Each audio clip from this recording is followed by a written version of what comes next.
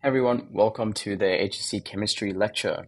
So I'll start off by introducing a little bit about myself. So my name is Thamika, and I'm a ex-North Sydney Boys graduate. I graduated in 2022 with an ATAR of 99.30. I got an HSC Chemistry mark of 97 out of 100, and currently I'm studying medicine all the way in Queensland. So yeah, pretty far away, but yeah, I'm enjoying it currently. And my a bit about my hobby. So I like playing piano. I am quite hooked on Valorant right now, and I'm also quite a fan of Bed Wars, which is like Minecraft basically. So yeah, that's a little bit about myself. And now just a quick bit about ATAR notes. So since 2007, we've been offering heaps of free resources to make sure students like you can thrive in their studies. So we've offered free lectures, just like this one, since 2015.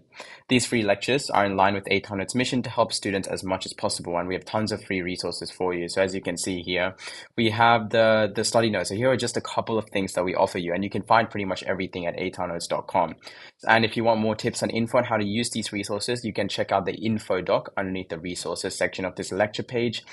And yeah, we have free notes, we have free videos, newsletters, and also a Q&A discussion. So if you have any questions about the content that you're covering, you can ask it in the online Q&A section, and then either current students or past students like me can answer your questions. It's a very helpful and supportive area as well. And if you're looking for even more, we offer some premium resources as well. So we offer low-cost group and private tutoring from TuteSmart. We also offer printed study guides and online access to study resources with Ed Unlimited. So yeah. And finally, I'd like to thank our sponsors for allowing for this lecture to be made possible. And yeah, with that out of the way, let's get into the overview. So today, or this lecture, we're going to be studying Module 7. And Module 7 is a pretty big content-heavy module. So we're going to be splitting it up into 6 sections, right? And the first section is quite important because the first section allows you to talk about all the rest of the sections. So we're going to be going through naming organic compounds, and then the safety and the economical aspect of organic compounds as well, alcohols and hydrocarbons and the different reactions that they go through, and other organic compounds and the different reactions that they go through. And then we're going to finish it off with some bit about polymers and soaps. So I think after naming organic compounds, I think the most important thing, in my opinion, is probably number 3 and 4. So the reactions that they go through. In terms of polymers and soaps, in terms of polymers itself, it's a lot of memorization. So you need to be able to understand a lot of the different polymers that you learn. So there's a couple that you learn in Module 7, and you need to be able to understand them very well. Naming organic compounds, in my opinion, was quite fun. And so we'll be going through that first. And so yeah, let's get right into it. Another final disclaimer is that obviously, since this is a 2-hour lecture, we're not going to be able to cover everything in very great detail. We're going to be condensing the entire module into 2 hours so that you get a very good idea of what you'll be expecting in Module 7. So that is kind of the expectation for this lecture and the outcome of this lecture. So let's get right into it. So, naming organic compounds. So the first thing that we need to know is the difference between an organic and an inorganic compound. So most people in chemistry up until now will have done inorganic chemistry. So that's with things like metals and salts, right? So table salt, NaCl, metals such as silver, iron, those stuff, they're all inorganic. Organic compounds are carbon-based stuff. So things like us, for example, we are carbon-based organisms. So like we're built on a carbon backbone, and that's kind of what makes us organic compounds. So organic chemistries, we're going to be dealing with a lot of stuff with carbon in it. So that's the main differentiator. So now that we know the difference between organic and inorganic compounds, let's go into a little bit more detail about it. So basically, when we're thinking about organic compounds, anything contains like a lot of carbon bonded to hydrogen, right? So that's the essence of an organic compound. And it is a massive subdisciple of chemistry, and there are around like 9 million something around 9 million organic molecules known, and even more being found out. And the most common or compounds are HONSP halogens, and these are the ones that are most commonly found bonded to organic compounds, and it's all because of the presence of carbon. So what's special about carbon is that carbon has 4 valence electrons, and so it can form 4 strong covalent bonds. So this is something that's very important, and you should keep in mind for later when we learn about different organic compounds. And because of these 4 strong covalent bonds, it can come in many forms. And so because of this, they can bond together in rings and chains, and these form like essentially the organic compounds that we'll be talking about in this lecture. So the first thing that we'll be learning about is a thing called functional groups. So there are different types of compounds that you have learned. So in school right now and in class right now, you guys might have looked at or maybe come across acetic acid. So, all right, CH3COOH. So if we're trying to name this using the proper, what we call it is IUPAC nomenclature. So if we're trying to name it using that, we look at what functional group it is, and obviously, since we haven't learned it, it's going to be quite difficult. But the functional group for acetic acid is carboxylic acid. So acetic acid that you know of is actually ethanoic acid, which is pretty cool. So CH3COOH is actually ethanoic acid. So there are a couple functional groups that we see here, and you don't need to know all of them. So alkane, alkene, alkyne, alcohol. You also have the haloalkanes, the aldehydes, the ketones, the carboxylic acids, the esters, the amides, and the amines. So those are the main functional groups that you'll be covering in Module 7. So let's go into the prefixes. So you might have noticed that when I said, instead of acetic acid, I said ethanoic acid. So you can see here that the prefixes that I used is eth. So that refers to the number of carbon atoms within a chain of the compound, the organic compound that we're looking at. So we have meth, eth, prop, bute, pent, hex, hept, and oct. And that all depends on the number of carbon atoms in the longest unbranched chain, or the parent chain. So let's look at, so we can see over here, right? So we have, now we'll look at alkanes, and we'll look at the prefixes for alkanes as well. So properties of alkanes are they're saturated hydrocarbons, and by saturated it means that they are basically they only have single bonds. So all the bonds that carbon could possibly form, are formed. So the maximum amount of atoms that could be within that molecule are within that molecule. So they're all single bonds. And the suffix that we use for this is ane. So alkanes we ended with ane. And the chemical formula is CnH2n plus 2. And this is like what you can use to find out whether it is an alkane or not, or whether it could possibly be an alkane or not. So now if we look at the prefixes that we saw on the previous slide, we have meth, eth, prop, bute, pent, hex, hept, oct. We can see here we have methane. So we're using the suffix now because the functional group of this compound is an alkane. So it's an alkane functional group. So we have methane, ethane, propane. And you can see here, C3H8, that follows that formula of CnH2n plus 2. And it also shows us that propane, which if we look here, prop, number of carbon atoms, 3. If we look at the compound propane, the number of carbon atoms in the longest unbranched chain is 3. So we have heptane over here, and the number of carbons in the longest unbranched chain is 1, 2, 3, 4, 5, 6, 7. So 7 corresponds to heptane. Same with octane, hexane, pentane, all of them. So that's what the difference between the prefix and the suffix is, and how we use the prefix. The prefix shows up most, if not all of the time, and the suffix shows up depending on what the functional group is. So the suffix often changes because we look at different functional groups. Like if we go back here, the different functional groups of alkane, alkenes, and alkynes. But the prefix always stays. So this is a little bit about alkane. So now we'll have a go at naming the alkane. So what is this compound? So let's go through the steps, right? So we want to find the prefix initially, right? Or we'll first look at the functional group. So if we look at the functional group, this is a saturated hydrocarbon. And we can say it's saturated because it only has single bonds, right? So the maximum amount of atoms that could be bonded to this organic compound is bonded to it. So only single bonds saturated. Now, what do we know about alkanes? They're all single bonds and they're saturated hydrocarbons. So this functional group is an alkane functional, or like that, it is an alkane basically. Now that we know it's an alkane, what we also know is that the suffix of this compound is ane. So this compound, the name of this compound ends in ane, right?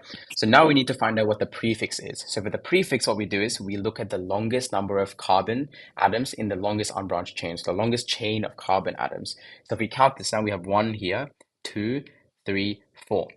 So the longest carbon chain here is 4. Now if we go back, what is 4? 4 is bute. So we have the prefix and we have the suffix, and we put them together, we get butane. So here, the longest chain is 4 carbons, so the prefix is bute, functional group is alkane, prefix is ane, and the name where you put it together is butane. So that's how we would name an alkane. This is essentially like how we name most, if not all, of the organic compounds that you learn in Module 7. So now a bit of a challenge question. What is this compound? So like initially, like right off the bat, we can see that it's not going to be an alkane because it has a double bond. And one of the key properties of an alkane is it only has single bonds. So if we go back now, what has a double bond here? An alkene has a double bond here. An alkene has a double bond between 2 carbon atoms. So this functional group is probably going to be an alkene, and we haven't learned how to name alkenes yet. So one thing that I will say is naming things like alkanes, naming saturated hydrocarbons are a lot easier than naming unsaturated hydrocarbons. So alkenes, because they don't have only single bonds, they're unsaturated hydrocarbons. So to name this, right, we know what the functional group is, and just like alkanes, the suffix of an alkene is going to be "ene." So this compound will end in "ene." And we'll look at the double bond here, right? So we know it's alkene. Now we need to look at the prefix, right? So the longest chain of carbons, of unbranched carbons. So we'll look here. 1, 2, 3, 4, 5. So it's 5. And the prefix for that is pent. So it's going to be pentene. But we're not done yet. It's not just pentene because if you can see here, right? There's a lot more variation, right? The double bond could be here instead of here. And we can't just call both of them pentene, right? So we need to specify this pentene from a pentene with a double bond over here. So the way we do that is we look at which bond the double bond is in. So it's in the bond 1, 2. So it's in the second bond. So what we do is we call it pent-2-ene because the bond is located, the double bond or the functional group, the double bond is located in the second bond. So if we look here, right, the longest chain, 5 carbons. So our prefix is pent. The functional group is alkene because of the double bond between 2 carbons. The location of the functional group is in the second bond. So 1, 2, second bond. The prefix, because the functional group is alkene, the prefix is "ene," and so the name is pent-2-ene or 2-pentene. Different ways of naming it, both are correct. I prefer pent-2-ene, that's just how I wrote it, but my friends have written 2-pentene, it's just the same thing. That's how we would do it. So now let's go into a little bit more in depth about naming alkenes and alkynes. So alkanes, alkenes, alkynes have very similar naming conventions in that their suffixes are they follow the same pattern. So for alkenes, the suffix is "ene," and the chemical formula is CnH2n. So for alkanes, it's H2n plus 2. For alkenes, it's H2n. So CnH2n. And then, yeah, they're unsaturated hydrocarbons and they have at least one double bond between the carbons. For alkynes, there are also unsaturated hydrocarbons and they have at least one triple bond between the carbons. So the alkyne is common between the due to the triple bond that exists between the carbons. And the prefix again comes from the number of carbons in the longest carbon chain, and the suffix is "-ine." So the chemical formula CnH2n minus 2, that is the chemical formula for that. Couple side notes now. So the electron density of the double bond makes it more reactive. So it makes it more reactive than an alkane. So the electron density of the double bond and the triple bond makes it more reactive than the single bond within the alkane. We don't need to worry about it right now, but just keep that in mind. Alkenes and are unsaturated since a double bond can flip out and bond to another atom. So if the double bond did flip out and bond to another atom, then the alkene would all of a sudden become an alkane. So if that double bond flipped out and connected to another hydrogen, then the alkene would become an alkane. But if it connected to anything else, it would not become an alkane. It would become a saturated hydrocarbon that's different to an alkane. Because an alkane is pure, right? It only has carbons and hydrogens in it. And another thing is things like methene and methine, they don't exist because it's just one singular carbon atom, right? So we can't have a double bond or a triple bond within a singular carbon atom. It just doesn't work. So yeah, because the definition is one triple bond between carbons, and if there's only one carbon, then it just doesn't work. So there's no methene or methine, it's just methane. But for alkenes, we have ethene, propene, butene, pentene, hexene. Obviously, we'll have to specify where the double bond is. Same with alkynes, we'll have ethyne, propyne, butine, pentyne, hexyne. And it goes all the way up as well. So that's naming alkenes and alkynes. So now we're going to go through the part that I mentioned before of how to find out where the bond is, how to specify which type of butene it is. So the IUPAC name for an alkene depends on, or an alkyne as well, depends on where the double bond is. So we number from the end closest to the double bond. So if there are two double bonds, it becomes a diene, so a penta 1,3-diene. So we need to have a prefix before the ene as well. So if there are two double bonds, it becomes diene. So we'll look at this now. So one but1ene or one butene. That's because it's bonded to it's in the first bond slot. So it's in the first gap between the two carbons, and so it's but1ene. Now we have but2ene because it's in the second gap between the two carbons. So this is called but2ene or 2-butene. Now we have this carbon. So in this one, if we count it one, two, three, it's in the third gap between the two carbons. So we should call it butene, right? But actually, butene or butene is actually not a thing because if we just flip this compound around, can you see how this bond over here can also be considered as the first bond slot between the two carbons? So this like molecule could just be this initial one over here because we all we have to do is flip it around and it'll be the same one as one butene or butanene. So what we have to do is, so we have to think about the symmetry as well. So if we can just flip it around and three butene will turn into one butene, obviously there's no need for three butene. So that's why we have the lowest number and we have to make sure that that it can't just be flipped around. So we need to make sure that it has the lowest possible number. So we can't have three butene because the lowest possible number for three butene is one butene. So we need to make sure that it's written as one butene. So always check to make sure if you can change if the numbers change depending on which angle or which line of symmetry you're looking at it from. And the convention is you don't have to count from left to right. So over here, for this molecule over here, if we count from left to right, we go one, two, three, and we end up with three butene. But if we count from right to left, we get one, two, three, and we end up with one butene. So we count in the direction that gives us the lowest number. That's also another way of thinking about it. Yeah, so going here, I'll make it a little bit more evident. So we have, again, so if we look over here, one, two, three, four. So four carbons in the longest chain, a triple bond over here. So it is butyne. Now we need to specify what type of butyne it is. So we look at the carbon, the triple bond, and the triple bond is in between the first and second one. So it's in the first bond slot. So it's but1-ine. So now if we look at the rightmost compound, we have one, two, three. It's in the third bond slot. So as I mentioned before, a couple of slides ago, you'd call it but3-ine. But now that we learned how to name where the double bond is and how to name specifically what compound we're looking at, we know that this is also but1-ine because in reality, if we flipped this rightmost compound over, so if we flipped it, it would just look like the leftmost compound, which is but1-ine. So we number it the lowest possible number possible, or you can think of it the way of flipping the compound around to see if you can number it in a different way. And we always end up with the lowest possible number. So that is the trick for IUPAC, or that is the rule for IUPAC. So both of these are but1-ine. So yeah, a quick summary of alkanes, alkenes, and alkynes. So alkanes have a single bond, and they're made up of single bonds, or the key thing for them is that they're made up of single bonds of only between carbons and hydrogens. So the structural formula is, structural formula is, C. So if we're doing two carbons, the structural formula will look like this. So CH3CH3, and the molecular formula is CnH2n plus 2. For alkenes, what makes them special is the presence of a double bond between two carbons. And if we're going to do it for two carbons, we get ethene.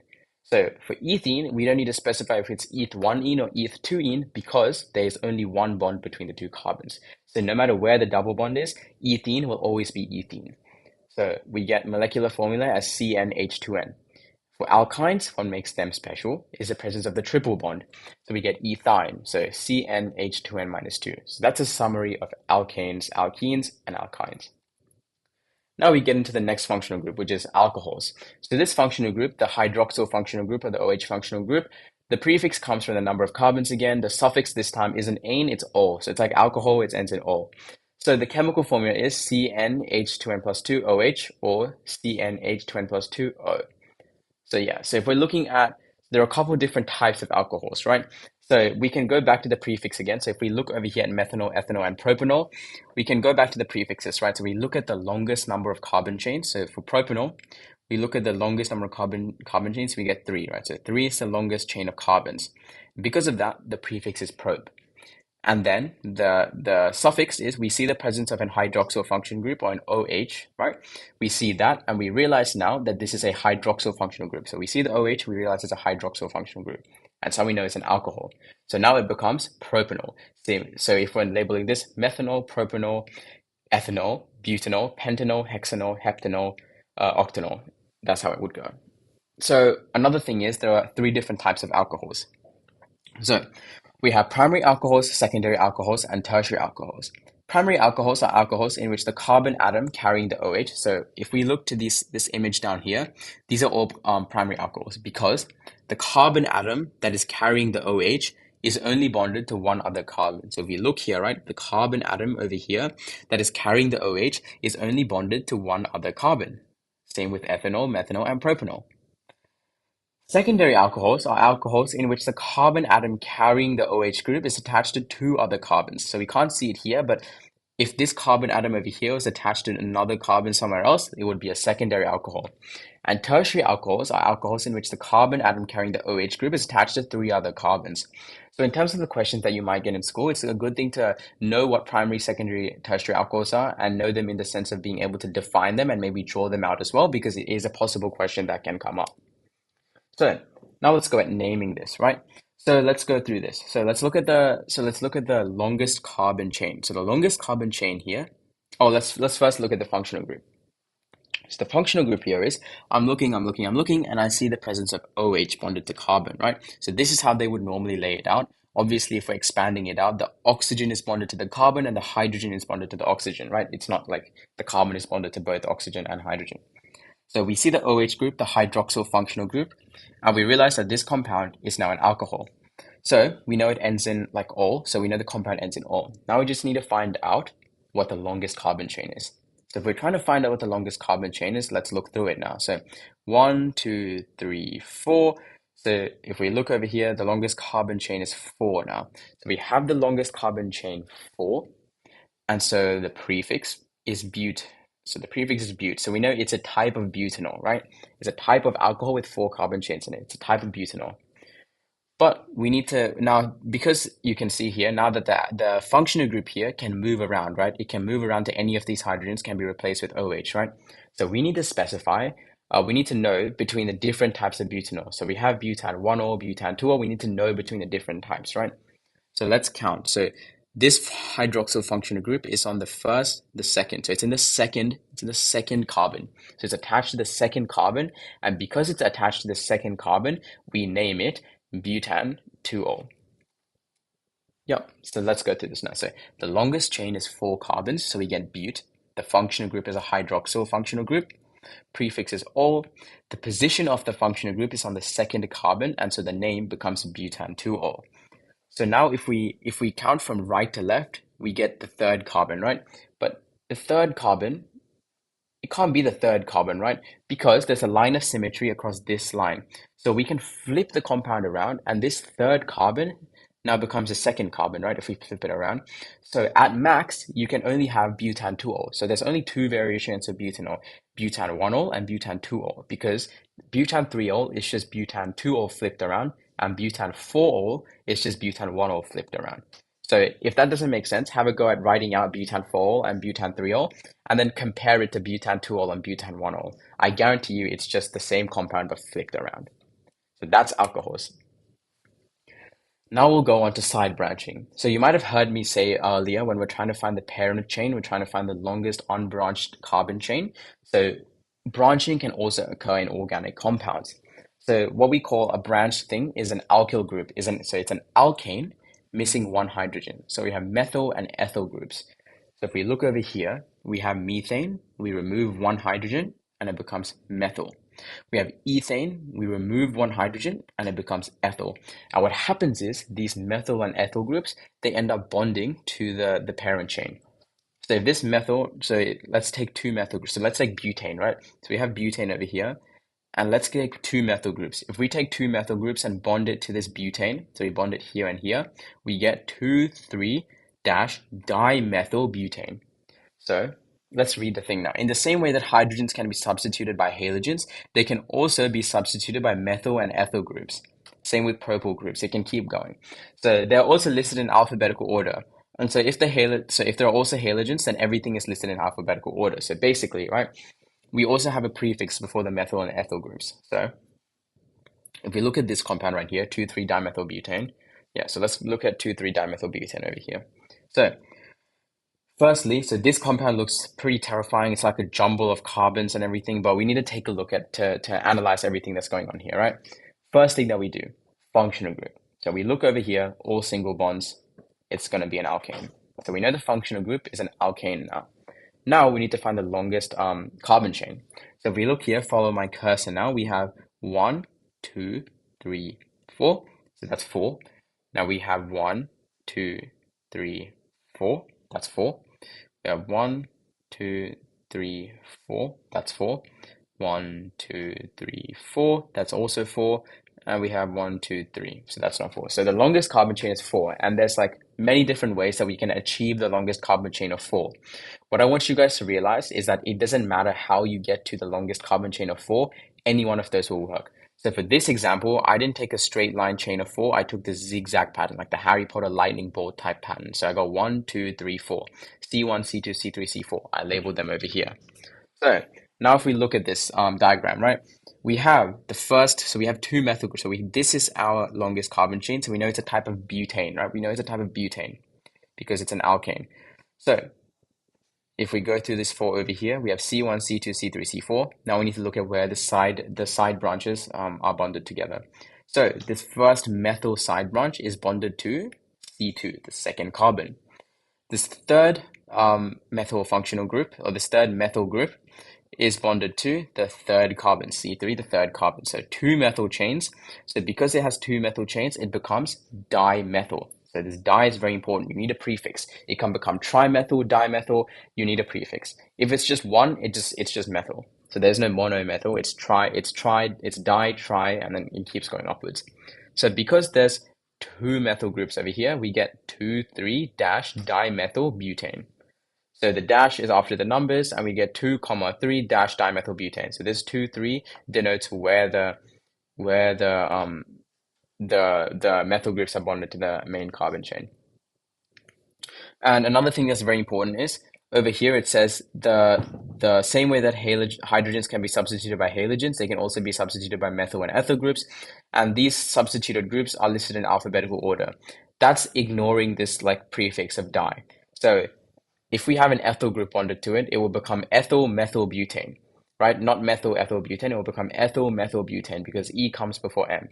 So even if we have ethyl dimethyl butane, even if we have a dimethyl and ethyl group, and D is like before E, it would still be ethyl dimethyl butane because we forget about the prefix. We're only looking at the actual like alkyl group. So we forget about the prefix when we order it in alphabetical order. So now let's go into aldehydes and ketones. So the functional group here is a carbonyl functional group. So the CO double bond.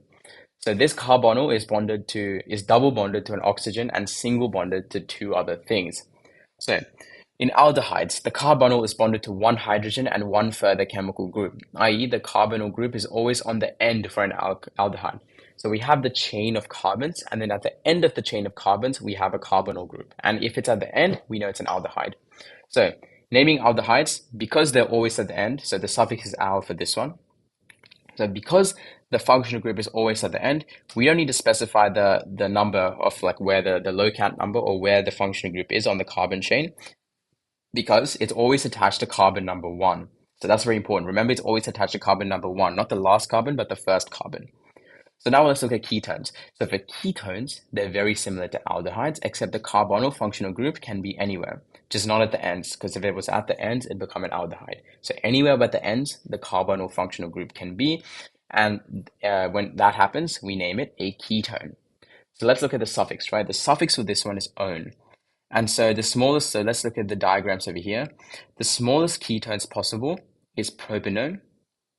And propanone is the smallest one because if we have ethanone, there is no ethanone because the carbonyl groups can only be at the ends. And if it's at the ends, then it becomes an aldehyde. So it becomes ethanal. So if we look at the aldehydes, we have methanal, ethanal, propanal. And if we look at the ketones, we have propanone and 2-pentanone. So propanone, we don't have to specify. But for butanone and pentanone, we need to specify on what carbon the double bond or the carbonyl functional group is bonded to. So let's take a look at this, right? So let's look at this first of all. So we need to look at the functional group here, right? Let's look at the functional group here, right? So looking at the functional group here, we need to take a look at where the double bond is. So the double bond is present in let's take a look at the functional group first. So we see a CO double bond. So looking at the CO double bond, what we first notice is that the CO, the carbonyl function group. So with the carbonyl function group, we know that it's either an aldehyde or a ketone. So to differentiate between the two of them, we need to look at the location of the carbonyl functional group. So the carbonyl functional group is located at the very end. So it's located at the very end of the 5-carbon chain. And because it's located at the very end, we call it an aldehyde, right? Because for a ketone, so the carbonyl group is always on the end for an aldehyde. So we look over here, the carbonyl group is on the end of the chain, and so it's an aldehyde. If it's a ketone, the carbonyl group will be on one of these three positions where the hydrogens are, but it's on the end, so it's an aldehyde. So now we know it ends in al. So now we need to look at the longest chain. So the longest chain is 1, 2, 3, 4, 5. 5 carbons. What is the prefix for 5? It's pent.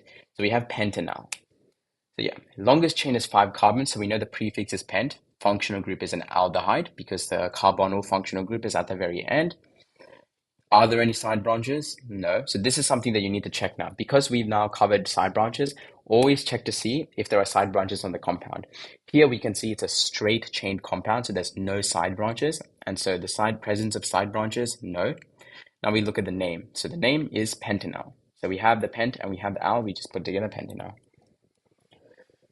Now we get to carboxylic acids, my favorite organic compound. So the functional group is a carboxyl function group. So we have the carbonyl and now we have the carboxyl function group. So it's given by COOH. So you might have seen this before on acetic acid, CH3COOH. So yeah, so over here, so a cool little fact, CH3COOH is a carboxylic acid. Its IUPAC name is ethanoic acid. So you can see from here, right, we have CH3COH. So we can say that this organic compound is 2 carbons, one here and one here. So the drawn out form of this is like this. So it has 2 carbons, right? So the longest chain is going to be 2. What is the prefix for 2? Eth, right? Eth. And if we go back over here to the suffix in the pink box, the suffix is oic acid. So we just put them together and we get ethanoic acid. So this acetic acid, another name for this in IUPAC naming, is ethanoic acid. And because the functional group is COOH, yeah, it can't move around, right? Because the carbon double bonded to an oxygen and single bonded to a hydroxyl group, it's always at the end. It can't be anywhere else. It always has to be at the end of the parent chain. So because of that, we don't need a locate number. We don't need to label which carbon the functional group is on because it'll always be at the end, just like an aldehyde. So another side note is that when numbering the carbons, the one with the carboxyl group is always carbon number 1. So we always need to start the chain from the one with the carboxyl function group. So looking at this picture over here, let's name these, right? So we have C double bonded to O with an OH on the side. So it's like a carbonyl and the hydroxyl bonded together, so carboxyl. And let's look at the number of carbons here, 1 carbon, so it's methanoic acid. Let's look over here. So C double bond COOH, CH3, ethanoic acid. So two C's, and we have the carboxyl function group, ethanoic acid. Let's look over here now. Number of C's present, 1, 2, 3, 4. 4 C's with a C double bond O with an OH bond on here. So we get butanoic acid. And then the final one is 1, 2, 3, 4, 5, 6. 6 over here, hexanoic acid. It's very simple. So let's try and name this now. So this convention might be a little bit tricky because now we're being introduced into different ways of showing us the compound. So we don't need to worry too much about this. But yeah, basically this has 1 carbon, this has 1 carbon. So all the points have 1 carbon on it. So if we're counting the points or the vertices, we have. So let's look at the longest chain now. So we know the functional group is COOH. So we know it's a carboxyl function group. So it's going to end in oic acid. So let's look at the longest chain now. We have 1, 2, 3, 4, 5. 1, 2, 3, 4, 5. We have 5 here. So 5. So it's going to be some form of pentanoic acid with side branching present, right? Because you can see how it branches into 2 things, and one of this forms the parent chain, so the other one is a side branch. So there's going to be 1 side branch present. So it's some form of pentanoic acid. So now let's count. So we have 1, 2, 3, 4, 5. So 1, 2, 3, 4. So it's going to be on the 4th one. So it's going to be 4-methyl pentanoic acid. So 4-methyl pentanoic acid. The answer for this. So if we look here, so this is the first one because if we go back, right, the carboxyl group is always on carbon number 1. So if we're naming this dot over here is going to be carbon number one. So carbon number one, 1, 2, 3, 4, 5. So 1, 2, 3, 4. On the fourth carbon, we have another side branch. So it's going to be 4-methyl pentanoic acid. 4-methyl pentanoic acid. So going to what I was talking about before, the different methods of showing of like notate or like showing us a different compound. We have skeletal, condensed structural, and structural. So taking a guess at what these are, condensed structural and structural. So obviously one is going to be the condensed version of another. So this is condensed structural and this is structural formula. So most of the time in school, or all of the time in school, you're going to be writing in structural formula. And what's very important is you always write the H's. So always draw out every single H whenever you write a structural formula, because you're prone to losing at least 1 mark if you miss out an H or if you like draw an incomplete compound. So make sure you always fill out your hydrogens, which are the most tedious part of drawing in structural formula. Next one is skeletal. So as I mentioned before, the points or the vertices form like the carbon. So we have this dot over here is going to be CH3. This dot over here is going to be CH2. This dot over here is going to be CH3. So same here, CH3 corresponds to this point over here. CH2 corresponds to this point over here. And then CH3 corresponds to this point over here. Same over here, CH3, CH2, CH3. So it's the same compound, but represented in different ways. So now let's go on to amines. So for a primary amine, the functional group is NH2. So we have the amino functional group, and the suffix is amine, right? So we have primary, secondary, and tertiary amines. So basically, nitrogen is capable of bonding to 3 things instead of oxygen, which is capable of bonding to 2 things. So when we have an organic molecule, stuff can start joining on the other side. So the syllabus doesn't really mention secondary or tertiary amines, so it doesn't really, so don't panic if it doesn't make sense. But for the sake of explaining, primary amines, so the nitrogen is only bonded to 1 organic group. So if we look here, so it's very similar to alcohol. So the primary amine is where the carbon holding the nitrogen is only bonded to 1 organic group. The secondary amine, the nitrogen bonded to 2 organic groups, and the tertiary amine, the nitrogen bonded to 3 organic groups. So the nitrogen can be bonded to 1 organic groups like this. So there's a primary amine. The nitrogen can also be bonded to 2 organic groups. So like another carbon over here. And then the nitrogen can also be bonded to 3 organic groups, or another carbon over here. So yeah, primary, secondary, tertiary amines. Doesn't probably make sense right now, but you might come across it later. So that's amines, very simple. Now we have amides. So amides is very similar to the layout of a carboxylic acid. So we have the C double bonded to O, and we also have the NH2 attached to it. So it's a carbonyl bonded to a nitrogen. So we have the amide functional group. So the suffix for this is amide. So if we go back here, the suffix for an amine is amide. So we have propan 1-amine, butan 1-amine, pentan 1-amine because it's bonded to the first carbon, methanamine, ethanamine, octan 1-amine because it's bonded to the first carbon again, etc. So that's how we name it. Because NH2 could be anywhere, just like an alcohol, we need to label where on which carbon it is in. For an amide, though, just like a carboxylic acid, it's only on the first carbon. So if we see a carbon with a nitrogen attached to it, but the carbon is also double bonded to an oxygen, it is an amide. So it's always on the first carbon as well. So, side note again, amide groups can only be on the end of the parent chain. Anything added onto the other side of the end is actually not touching the parent chain. This means that when numbering, things come off of the N are given an N locant number.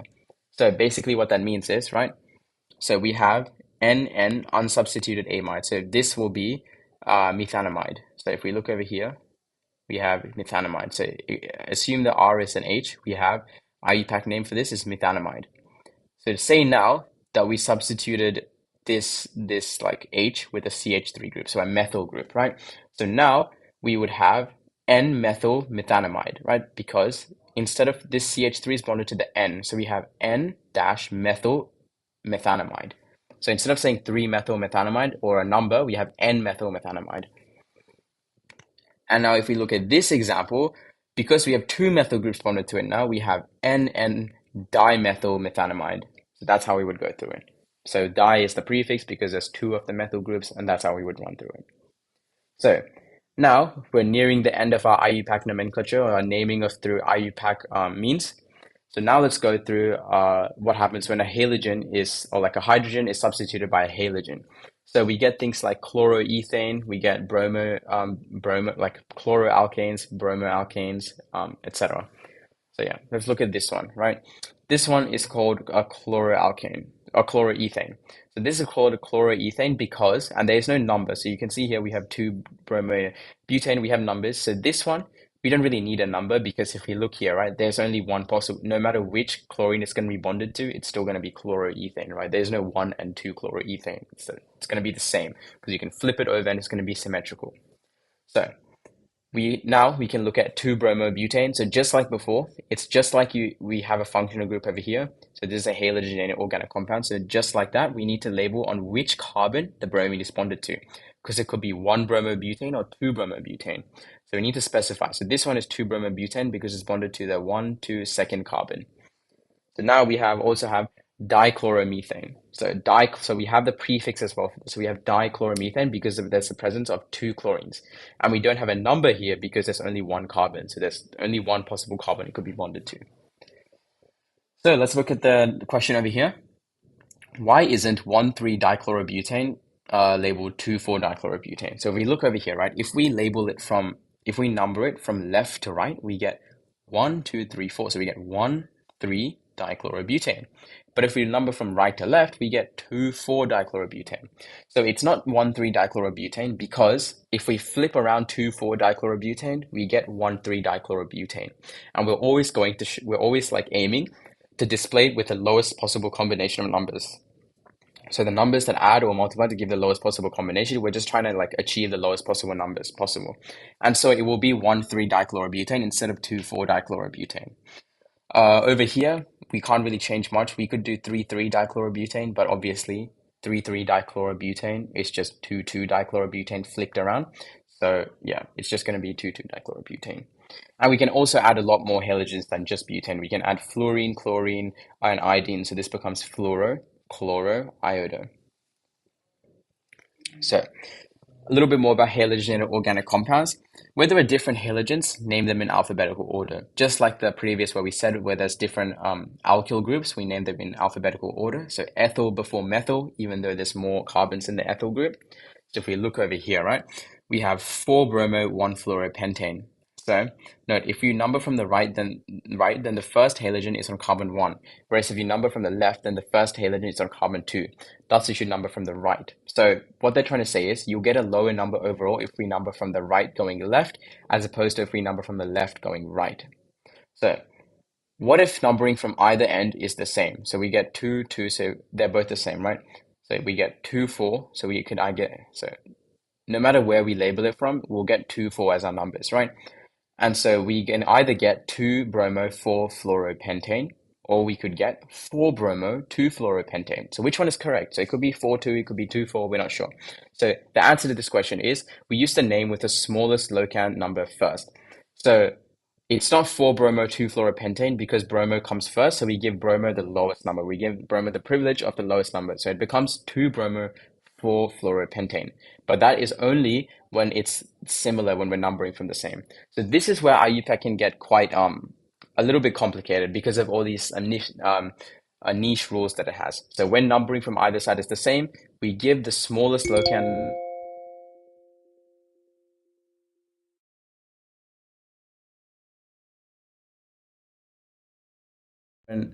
different halogens, right? So going back over here, we can name them in alphabetical order: 4-bromo, 1-fluoropentane. That's all good. Moving on. So now, naming organic compounds. So the process for naming organic compounds. So this is like a summary of what I've gone through. So we have gone through this in the previous question. So we look here, right? We go through this process where we go through the longest chain, functional group, side branches, name.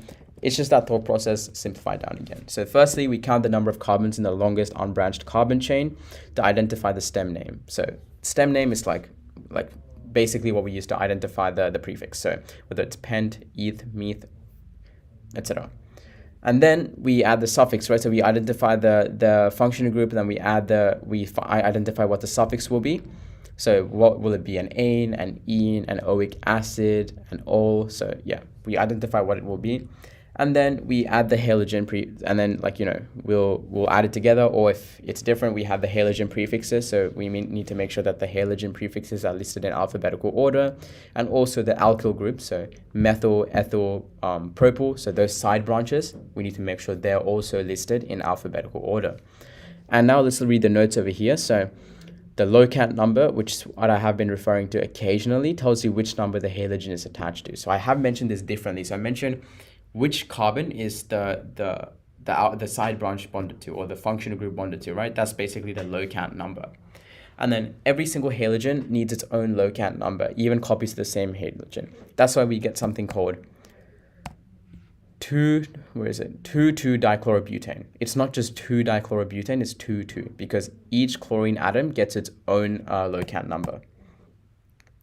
And then we also get di-tri-tetra prefixes for the halogens and also for other functional groups as well, and also for the side branches as well.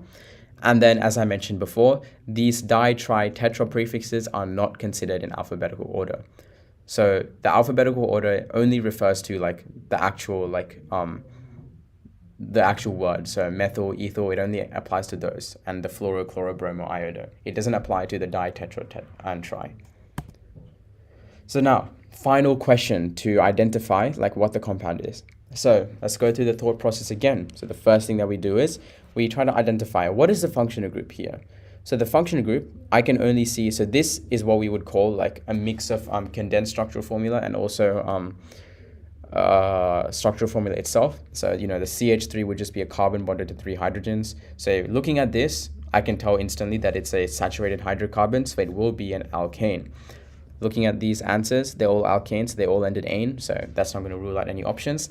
So now what we need to do is we need to find the longest carbon chain. So going through this, we have 1, 2, 3, 4, 5, 6. So that's 6, pretty long. Let's go through here. 1, 2, 3, 4, 5, 6, 7. So 7. So now we know that the longest carbon chain is 7. So it's going to be a form of heptane. So automatically, C and D, they're ruled out. So heptane is our answer. So it's going to be either A or B. So now we just need to identify like where it's going to be located. So obviously, as I mentioned before, we go for the answer with the lowest possible like numbers outcomes, right? So we have two options, 3, 5, 5, 3, 3, 5. So let's do this. Let's count from left to right. So we count from left to right, we get 3, 5, 5. So the left to right is option B. Right to left is 3, 3, 5. So right to left is A. So we would pick A because 335 has a lower like overall locant number than 355. So we were aiming to go for the lowest number. And obviously because there's 3 side branches, it becomes trimethylheptane. So the answer is A, 335 trimethylheptane.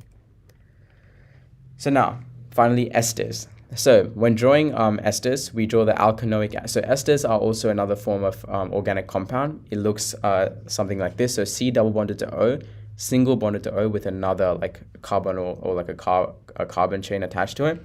So when drawing this, we have the alkanoic acid or the carboxylic acid on the left and the alkanol or the alcohol on the right. And so the carboxylic acid on the left, the alcohol on the right. And the carboxylic acid is the one that has the oxygen double bonded to it. So this is kind of what an esterification reaction looks like. So this is very probably quite good to remember.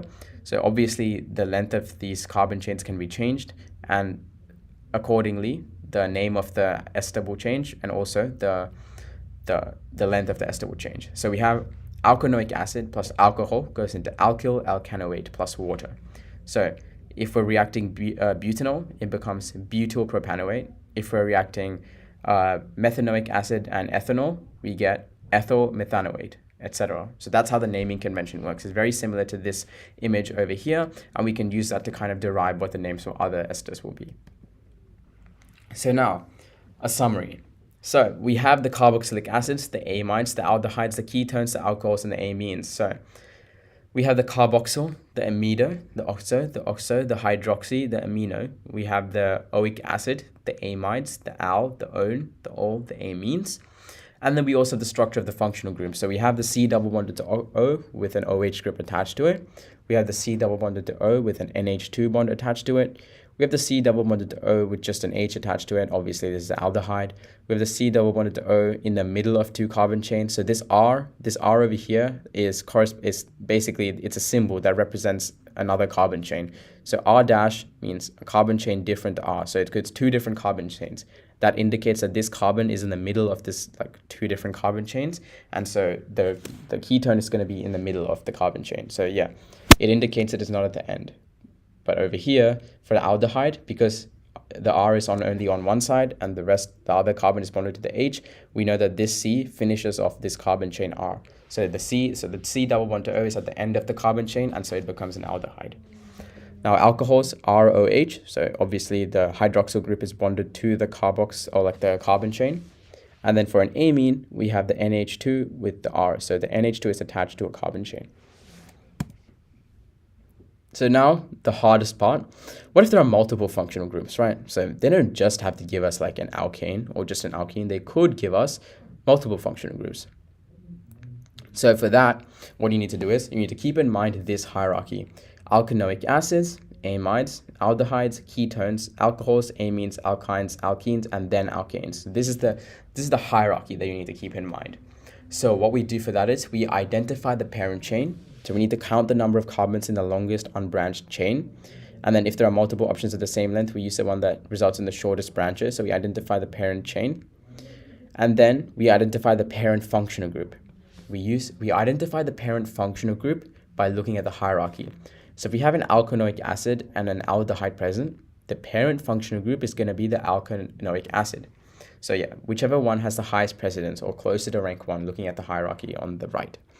And we use this for the suffix. And then what we do is we identify all the substituents. So these will be all prefixes. And then we list them in alphabetical order. And then we add the double and triple bonds if there are any. And then we add the di, tri, tetra prefixes if there are any. And then we number the carbon chain, and then we add the locant numbers to prefixes. So it's a very methodical process, and this is the kind of steps that you follow. But the very important thing to take away from this slide is to know this hierarchy over here. So alkanoic acids, amides, aldehydes, ketones, alcohols, amines, alkynes, and alkanes. Right, let's go into multiple functional groups now. So these are a couple examples of multiple functional groups. So we have 5-chloro-2-pentene. So we have the halogenated functional group, and we also have ene.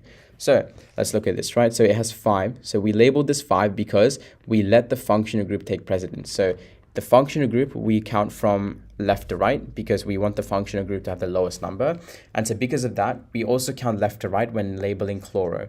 So we could count right to left for chloro and left to right for pentene, but that's just not how we do it for IUPAC naming. So we always have to stick to one letter of means of counting, or one direction of counting. And what takes precedence is this number over here, the number of the functional group. So we count from left to right to give the functional group the lowest number. So counting from left to right, the double bond is in the second bond slot. So it's 2-pentene or pentuene. Counting from left to right, the chlorine is on the 5th carbon, so it becomes 5-chloro-2-pentene, or 5-chloro-pentuene. Now let's look at the second option over here. So again, so if we look back, so we have a ketone and we have an alcohol. So if we go back to the hierarchy now, ketones are above alcohols. So because of that, because ketones are above alcohols, ketones will take precedence. So what we do now is we try to make the ketone have the lowest possible locant number. So we count from left to right again. So the ketone is bonded to the second carbon, so it becomes 2-pentanone or pentan-2-one. And then we count for the hydroxyl functional group. So we have 1, 2, 3, 4. So the hydroxyl functional group is bonded to the 4th carbon, so it becomes 4-hydroxy-2-pentanone. Same goes for this example, and this example. It follows the same way. We choose whichever functional group takes precedence, and then we let that one have the lowest locant number. So yeah, each of 2 or more compounds with the same formula but are different. So this, what we're going to be learning now, is called isomers. So there are 3 types of isomers: chain isomers, position isomers, and functional isomers. So a definition is each of 2 or more compounds with the same formula but a different arrangement of atoms in the molecule and different properties. It's probably a definition you might want to take down. And then we're going to be learning structural isomers. So there's 3 types of these structural isomers, which are chain, position, and functional. So Like the name might suggest, and the names are very indicative of what these do, the chain isomers are where the skeleton, or like the carbon skeleton, so the carbon chain is reordered to create a different structure. So pentane has 3 different isomers. So one is where this end carbon is now like moved over, so moved one over as a side branch, and then the other one is where a second carbon is moved to form 2 side branches. So yeah, 3 different ways where the carbon chain, so the chain is what's being disrupted. Next one is position isomers. This is where the functional group changes position. So pentan 1-ol becomes pentan 2-ol, right? So that would be a position isomer. So pentan 2-ol is a position isomer of pentan 1-ol. Yeah, so pentanol has 3 position isomers. We have pentan 1-ol, pentan 2-ol, and pentan 3-ol. So these are the 3 position isomers of pentanol. And position isomers vary based on the location of specific functional groups, as I mentioned before. So chain isomers are where the chain varies. Position isomers are where the position of the functional group varies.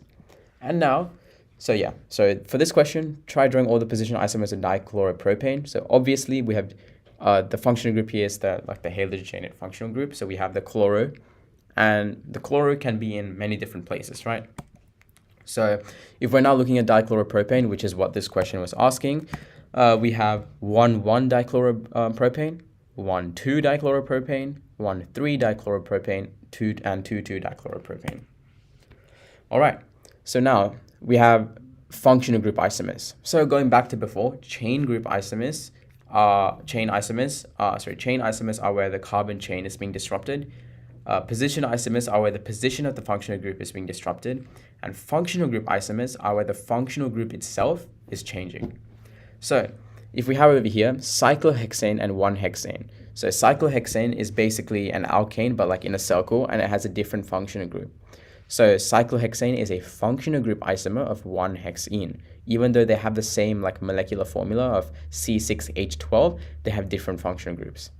So that's how it works.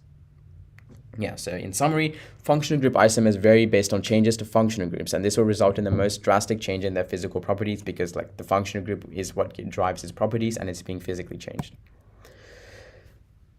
And that was the crux of naming organic compounds. That was basically most, if not all of it. We did go into pretty good detail with that one. So I hope you guys know how to label or name organic compounds now. Now we will go into the safety and economics aspect of Module 7. So this slide is going to be on the handling and disposal aspects of chemicals. So you need to be able to know like the safety data sheet, the SDS sheet. Also, you need to be able to know how to handle stuff. So storage, you need to be able to carefully label the containers and store like toxic and store toxic substances the correct way. So if you're handling stuff that could like vaporize, you need to be able to know to like put them in like a fume cupboard when doing them so that the vapor doesn't go into your nose, so the vapor isn't inhaled by people. You also need to be able to know to use protective equipment, the effective protective equipment, and also especially when you're doing experiments, use it like have it well ventilated unless obviously it requires like it to be not well ventilated, but most of the time in school you'll require it to be well ventilated. So your teachers might open the door or like the window quite often, and also don't sniff your like chemicals, especially if there's gas coming out of them. And in terms of disposal, this is also very important. You always need to make sure that unless it's very mild, you know that you can pour them down the sink. Obviously, ask your teacher. If it's chemicals like chlorine, so if it's like salts, if it's like so in chemistry you'll go through testing different types of salts for testing the solubility and stuff. So, and you're also doing titration with different types of salts and acids especially. So make sure to not pour them down the sink. Your school will have like waste containers, or their lab should have waste containers provided for them to dispose of them properly. And this applies to liquid and solid organic waste as well, and they should be treated separately. So liquid organic waste should be treated separately to solid organic waste, as they're disposed of separately. So they need to be put away in different positions. So now we can go on to one of my favorite parts of Module 7, which is the implications of hydrocarbon use. So we have environmental, economic, and sociocultural implications. So without even looking at these slides, hydrocarbons, fossil fuels, right? What are some economic implications? So fossil fuels, extracting them, the entire world relies on them, right? So if a country can gain access to fossil fuels from their country, like from the the minerals in their country, what happens is they become very rich. So in the short term, they'll experience an economic boom and economic prosperity. That's one economic result of or one economic implication of hydrocarbon use. But so that's a short-term advantage, but it also has a long-term disadvantage. So because the country now is like, riding the high from the hydrocarbon, like selling hydrocarbons, right? They're going to become overly reliant on hydrocarbons. And the main like thing about hydrocarbons, or the main factor, is that they're non-renewable, right? So an over-reliance on fossil fuels can stifle economic growth, or maybe even crash the economy, because an over-reliance on them will then cause the economy to like not have any means of sustaining itself without hydrocarbons, and hydrocarbons will eventually run out. So it's an unsustainable model in the long term. So it's a long-term disadvantage, but a short-term advantage. And there's also some environmental implications. So extracting these fossils, there are large mines, large open cut mines as well. So it does lead to increases in deforestation, increases in land clearing, and which is also, loss of natural environments, loss of wildlife. And there's also the aspect of, combusting fossil fuels that releases greenhouse gases, contributes to the greenhouse effect, and also climate change. And it also, if we're thinking about like the direct implications, we're like, adding like effluents into the air, like sulfur and stuff, and that causes acidic rain. And this can also affect the ecosystems, disrupt ecosystems. In terms of like socio-cultural implications, there's like positives and negatives. So mining has obviously in Australia itself has devastated the Aboriginal and Torres Strait Islander communities, because they've invaded their land and they've taken up their land in terms of and used them for mining.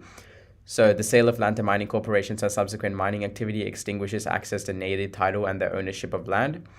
But there's also a positive in that aspect, where you could say that it also creates a lot of jobs for many people. Like this opening of new mines and new factories can create a lot of jobs for people. So there's always advantages and disadvantages to everything.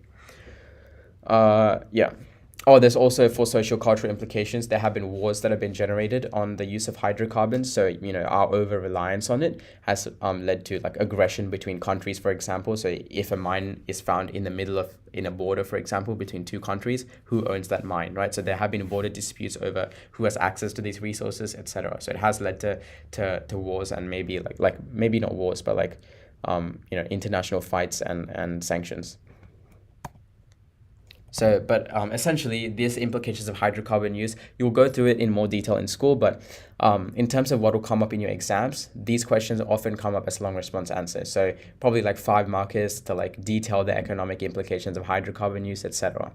Or they could come as a part of a long response question where like you're talking about how to synthesize hydrocarbons, and then in the next part, in part B of the question, they ask you, what are some of the environmental implications of this? So yeah, keep in mind those are the types of questions that you might get. So you need to be prepared to write a lot about this stuff. So this is also one of my favorite parts, comparing fossil fuels with biofuels. So biofuels are like organically generated fuels. So it's generated from organic compounds. So a couple advantages and disadvantages. I basically just listed one of them. So the first advantage of biofuels is that it's renewable. So because it's renewable, it's created by the fermentation of cellulose from crops. And so we don't need to worry about a long-term disadvantage, because we can just keep making it, assuming that we have the technological ability to keep producing at a rate that we can, use it if like comfortably. It can also combust completely and lead to less pollution. So biofuels are partially oxidized, which means they have some oxygens in them, so they have oxygen molecules in them, so it's easier for it to combust. So we need to provide less oxygen for it to combust, because the biofuels already have oxygen inside of them. Fossil fuels don't have that, because they're just hydrocarbons, right? So we need more carbons for them to combust. So biofuels combust more cleanly, fossil fuels don't. So now let's look at advantages of fossil fuels, right? So fossil fuels have like a much larger energy output, so we can get a lot more like energy out of fossil fuels than biofuels right now. Like ethanol, for example, which is a biofuel. That is one advantage. Some disadvantages of fossil fuels are, as I said before, they're non-renewable and so unsustainable. And the thing is, as it becomes more and more unsustainable, the prices will rise and rise. So it does pose an economic disadvantage in that sense as well, in terms of availability and cost. And yeah, and like more fossil fuels, they also combust uncleanly, or like fossil fuels also tend to partially combust, and so they'll release more like toxic carbon monoxide and soot into the air. In terms of biofuels as well, some disadvantages are you need a large amount of land to cultivate the crops required for biofuels. So there'll also be a lot of land clearing and replantation. So there'll be a loss of diversity in terms of plant life. There's also like the produce that you get from biofuels, they stink a lot. So there's a lot of odorous fermentation and waste products. So you also need to be able to like dispose of that effectively so that it doesn't like stink up like thousands of acres.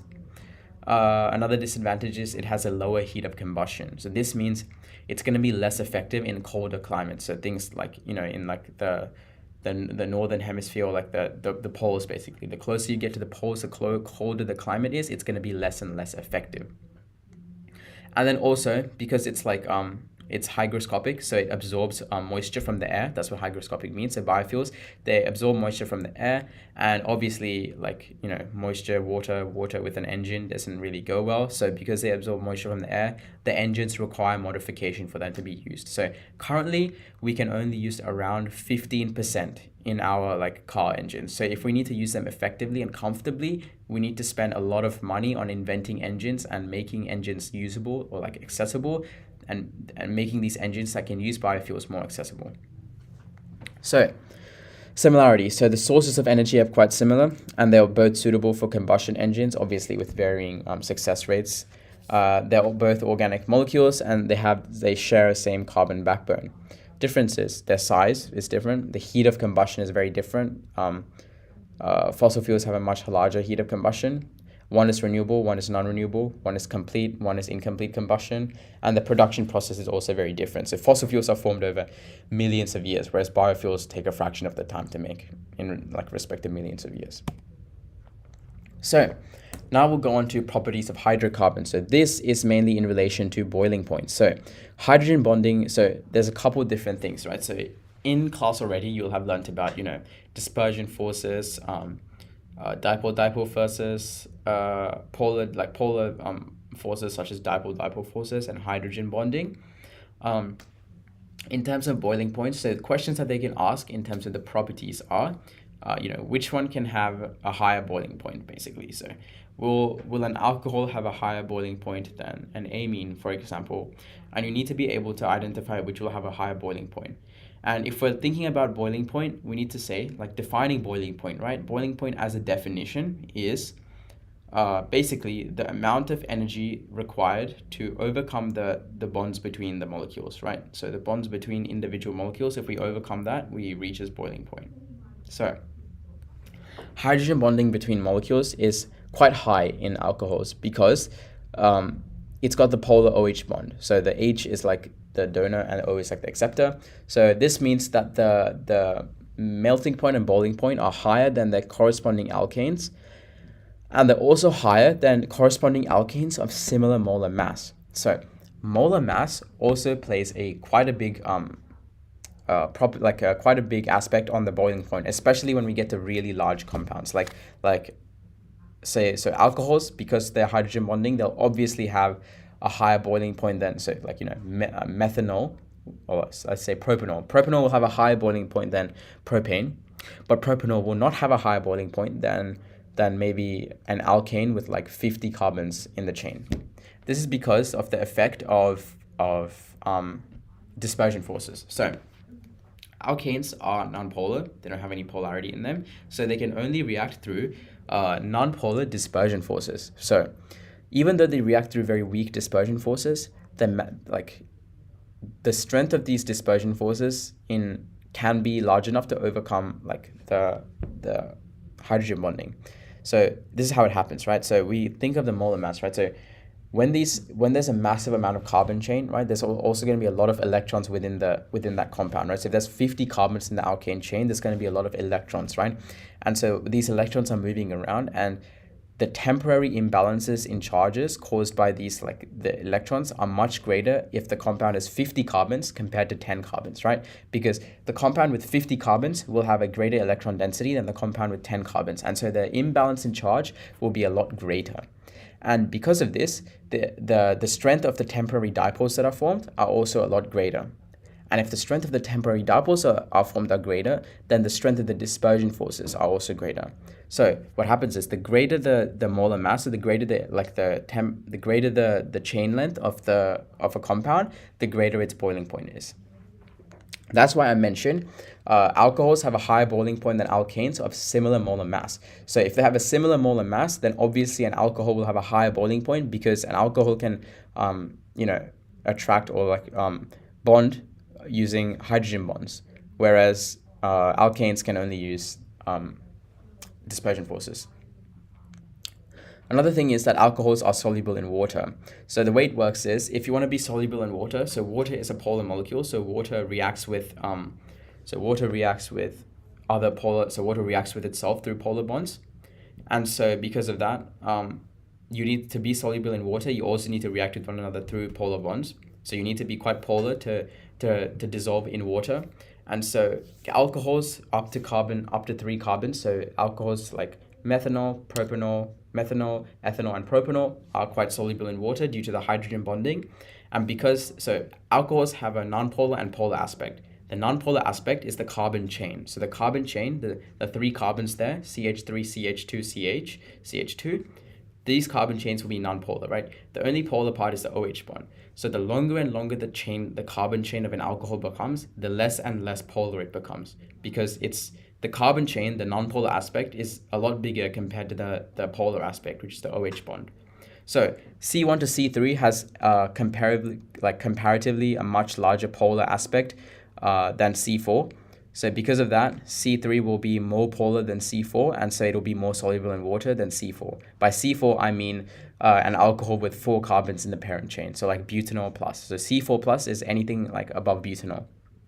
And anything above butanol, the solubility decreases with size as the nonpolar portion increases. So the nonpolar portion is the carbon chain, and so the carbon chain increases as C4, C5, C6, etc.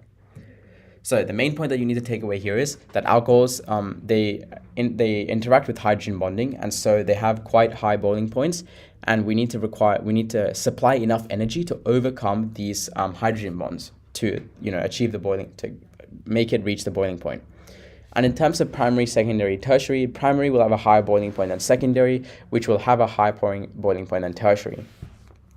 This is because the alkyl groups in primary the alkyl groups in the primary ones are more exposed. So because they're at the end of the chain, or they're primary basically because they're at the end of the chain, the OH group is more exposed, so it can more easily form a hydrogen bond. Whereas with secondary and tertiary, it's less exposed, and so it has a more difficult time forming the hydrogen bonds. And so because of that, its boiling point will be lower. So as the dot point says over here, there's a high extent of the hydrogen bonds forming molecules, and so hydrogen bonding between molecules, and so it will have a higher boiling and melting point. So that is the properties of an alcohol. Now we'll go through a little bit more. So now we'll go through the enthalpy of combustion. So in class, you'll do a prac where you burn a few alcohols under some water and measure the temperature change of the water. And this is trying to calculate the molar enthalpy of combustion and we're trying to find how the molar enthalpy of combustion increases as the alcohols get bigger. So that's essentially the gist of the prac, but what you need to remember is that the molar enthalpy of combustion will increase as the alcohols get bigger. And it kind of makes sense because, the larger molecules will have more bonds, and so when you're breaking more of those bonds, you'll release more energy. And so because of that, you'll get more energy per mole. And the molar enthalpy of combustion is given by delta HC, which is equal to negative MC delta T over the moles of fuel that you burned. So yeah, if you did physics last year, then you would know MC delta T. You'd probably know that in chemistry as well. And you just divide it by the moles of fuel that you burned. So let's go through this question now. Question 17. Students were asked to perform a first-hand investigation to determine the molar heat of combustion of ethanol. The following extract is from the practical report of one student. Calculate the molar heat of combustion of ethanol using the student's data. So let's use the formula, right? So we have Q equals MC delta T, M equals grams of water, C equals 4.18, delta T is the change in temperature, and Q will be in joules because we're using 4.18 and grams. So we need to later then convert it into kilojoules and then divide by the number of moles. So let's look over here. So Q equals MC delta T. M is 250. We have over here mass of water over here is 250. C is 4.18. Delta T is, so the final temperature minus initial temperature, 59 minus 19. So we have 40 degrees. So then Q, when we multiply all this together, is 41.8 kilojoules. Now we need to find the mass of ethanol used. To find the mass of ethanol used, what we do is we get the initial mass of the burner and the final mass of the burner, and we minus them together to find the change in mass. And that change in mass is the amount of ethanol that will have combusted. So if we do that, we get 2.3 grams, and we can find the molar mass of ethanol because now we know what ethanol is. So C2H5OH, or it's just, CH3C CH2OH. So we know what ethanol will look like now because we've done IUPAC nomenclature. And so we can find the molar mass of it, and we can, by doing N equals M over M, we can do 2.3 over 46.068 to get 0.0499, and that is the moles of ethanol burnt. So now all we have to do is, we need to find kilojoules per mole. So we know the kilojoules, 41.8, and then we divide it by 0.0499 to get 837 kilojoules per mole. Something that's very important here is you need to be able to know whether it's positive or negative. So although this says 837 kilojoules per mole, the enthalpy of combustion, right? It's combustion. So we're releasing energy into the surroundings. Because we're releasing energy, technically the system itself is losing energy, right? Because it's losing energy to the surroundings, we're releasing energy. So because of that, the answer actually has to be negative. So it's negative 837 kilojoules per mole because it's the enthalpy of combustion, we're losing energy to the surroundings. The system itself is losing energy because we're releasing it to the surroundings. Combustion is exothermic. So it's negative 837 kilojoules per mole. That's something that you should always remember when you're doing enthalpy of combustion. The answer will always be negative. So now let's go through properties of other hydrocarbons like aldehydes. So they generally have an unpleasant odor, and the carbonyl group is polar due to the high electronegativity difference of the C and the O. And the aldehydes, because of that, they can attract through dipole-dipole forces and dispersion forces. They can't interact through hydrogen bonding though, because they don't have a hydrogen bonded to an oxygen or a hydrogen bonded to a nitrogen. And in general, because the CO bond is at the end of the molecule, the compound itself is less polarized than if the C double O bond or the carbonyl group was in the middle of a ketone. And because the aldehyde is less polarized, it can interact through polar bonds less frequently or less strongly than a ketone. Because of this, they have lower boiling points and lower melting points than their ketones. So similar to alcohols, aldehydes with 1 to 3 carbons are quite soluble in water. So methanol, ethanol, propanol are quite soluble in water because they're capable of hydrogen bonding with the water. But C4 plus, so anything like butanol, pentanol, etc., they're less soluble in water due to increasing proportion of the nonpolar section. So as the melting point and boiling point increase, as the melting point and boiling point increase as chain length increases, it becomes less and less polar, and it becomes more and more nonpolar. And so as the carbon chain increases, aldehydes become less and less soluble. And then the final point, melting point and boiling point, these increase as chain length increases, just like I mentioned before. So as the chain length increases, the strength of dispersion forces that it can form increases as well. And so because of that, the melting point and boiling point increase. All right, now we'll go on to ketones. So ketones have in contrast to aldehydes, so aldehydes have an unpleasant sharp odor. Ketones have a pleasant and sweet odor. So the carbonyl group is polar due to the high electronegativity difference of CO bond, again, just like aldehydes. Ketones are capable of both dipole-dipole and dispersion forces. And in opposition to aldehydes, because the C double O bond is in the middle or more towards the middle of the molecule, it is more polarized than the one on the end of the molecule in the aldehyde. Because of that, because it's more polarized, it will have higher melting points and boiling points than the corresponding aldehyde. So in an exam question, you can't just say that because it's more polarized, it's going to have a higher boiling point. You need to be able to expand on this. So because it's more polarized, it can, like, the strength of it can form stronger polar bonds. And by forming these stronger polar bonds, it will be able to have a higher boiling point because we'll need to supply more energy to overcome these like stronger polar bonds. And just like aldehydes, C1 and C3 are very soluble in water.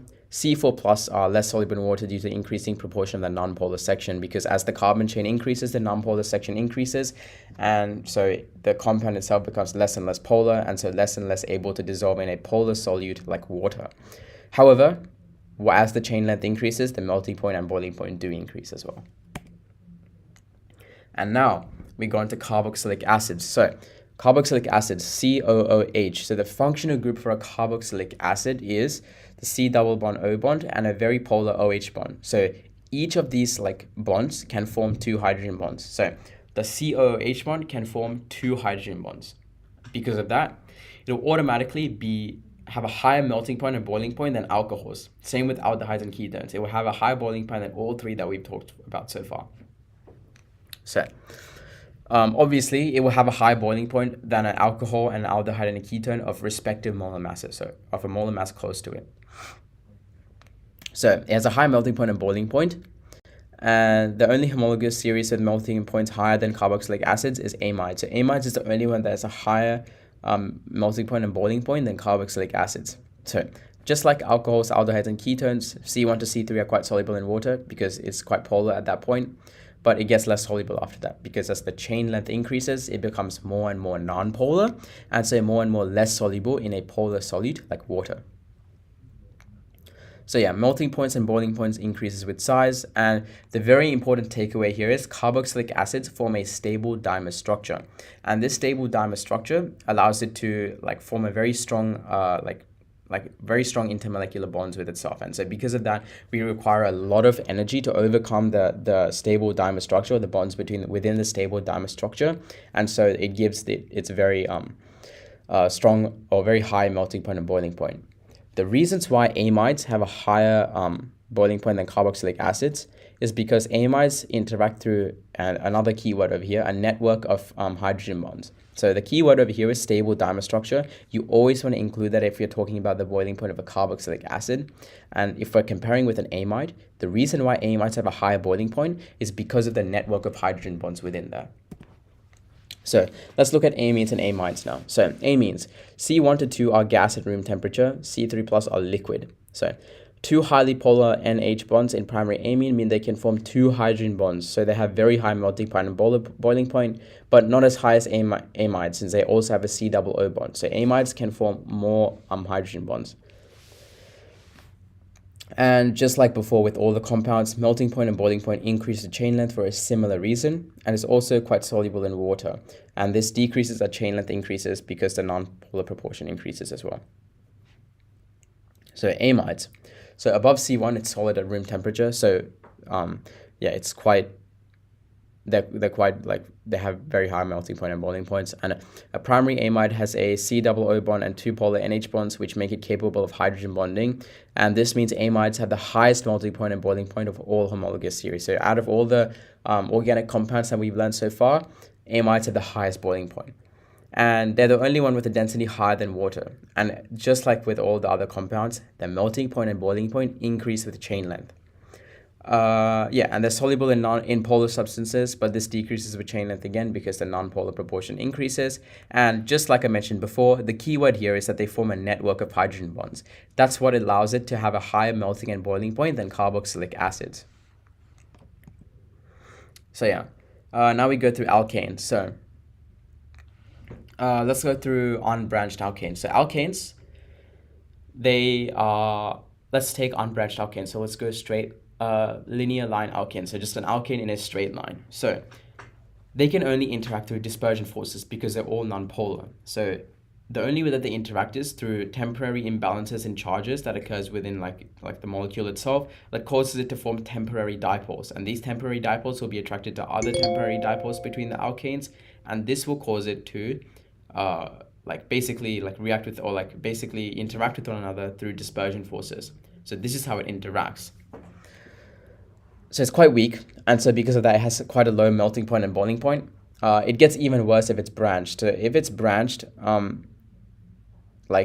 there's a lower boiling point and melting point because the molecules cannot pack tightly together, and there's also like a smaller contact area between the molecules, and so it'll have an even lower melting point and boiling point. And these branched alkanes will have a lower density as well because they can't pack together as well as these branched or these unbranched alkanes. So the branched one will have a lower density than the unbranched ones because the unbranched ones can like fit together quite nicely. Alkenes and alkynes. So alkenes are more reactive than alkanes due to the electron density of the double bond, but they do have a lower melting point and boiling point than their corresponding alkanes. And this is due to having fewer hydrogens, so they have fewer electrons, which means they have weaker dispersion, or they have weaker temporary imbalances in charge, which leads to weaker temporary dipoles being formed, which leads to weaker temporary dispersion forces. So it's like a cause and effect type thing.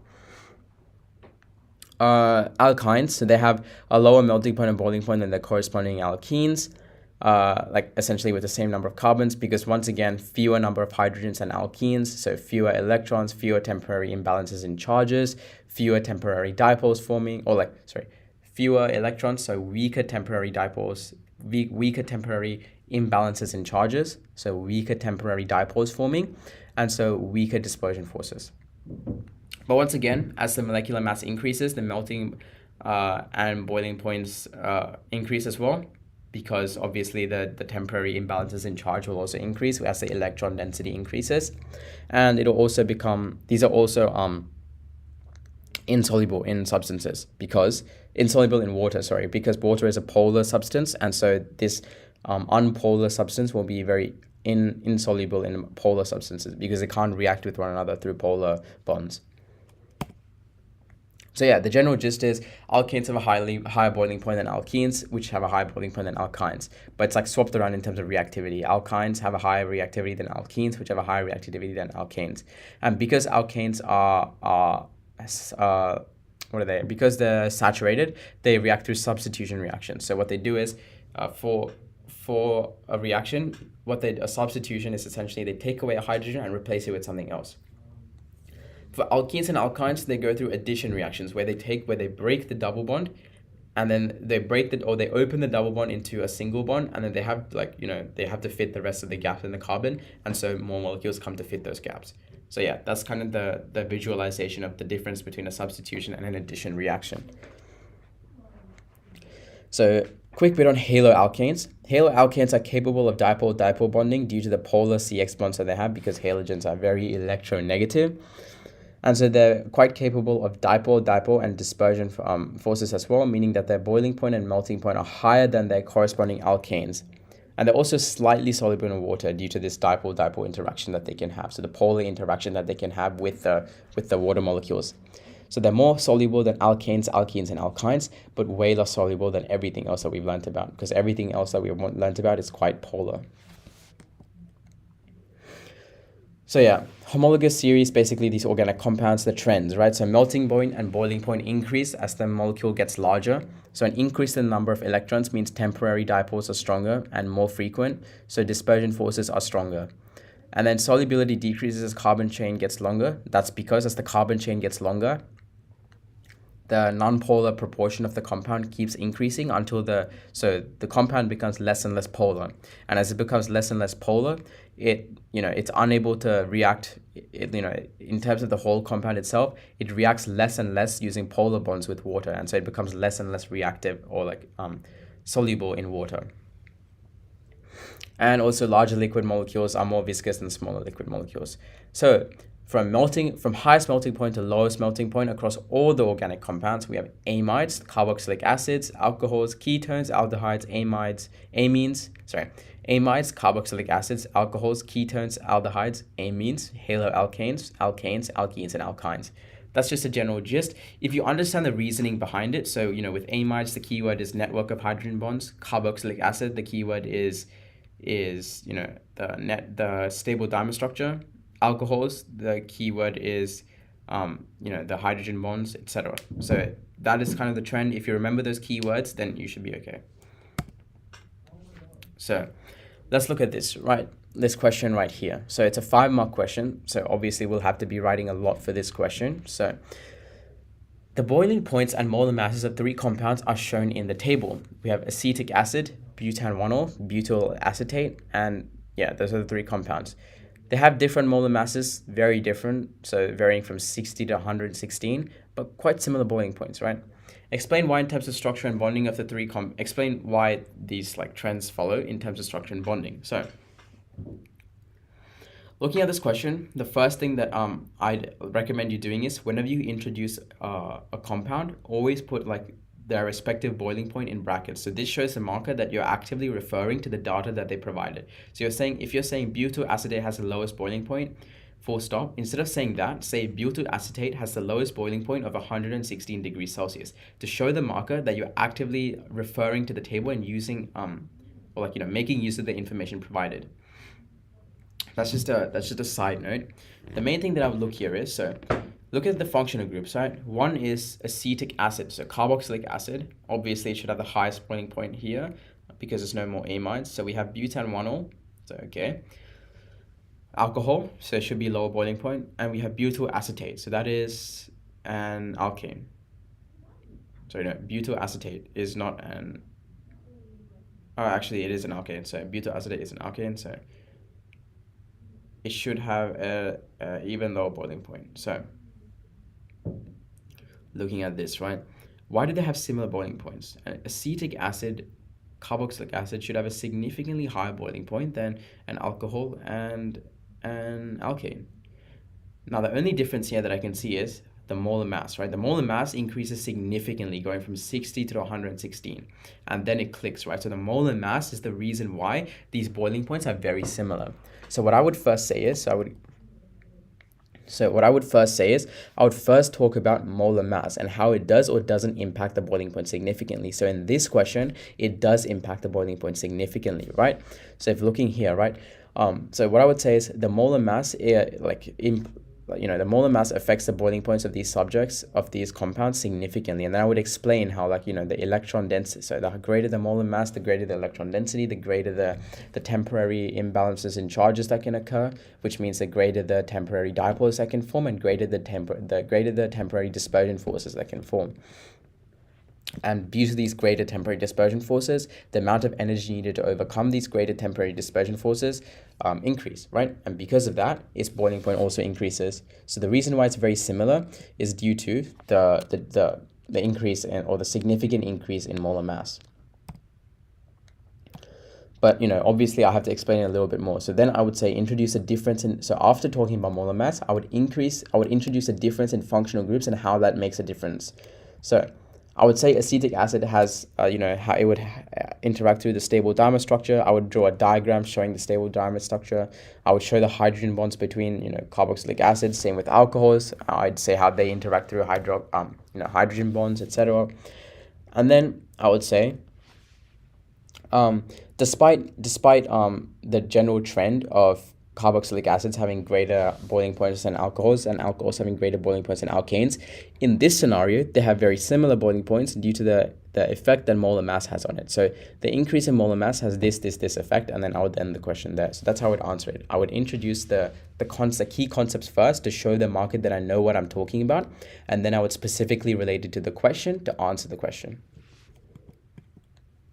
So unsaturated hydrocarbon. So remember, a hydrocarbon is unsaturated if it could possibly have more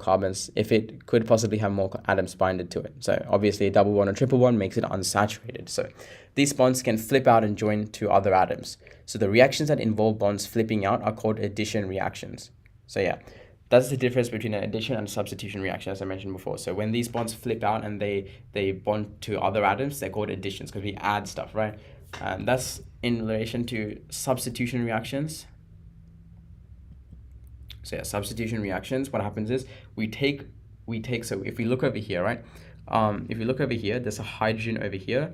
We take that hydrogen and we replace it with a chlorine. So we substitute the hydrogen with a chlorine, and that's what makes it a substitution reaction. Going back now. So addition of halogen, typically Br2 and Cl2. Dibromethane is used as a petrol additive. So a little bit of background. So let's look at the addition, right? So we have a double bond. It's unsaturated, so we can do an addition. So we can do an addition reaction. So we add the two bromines.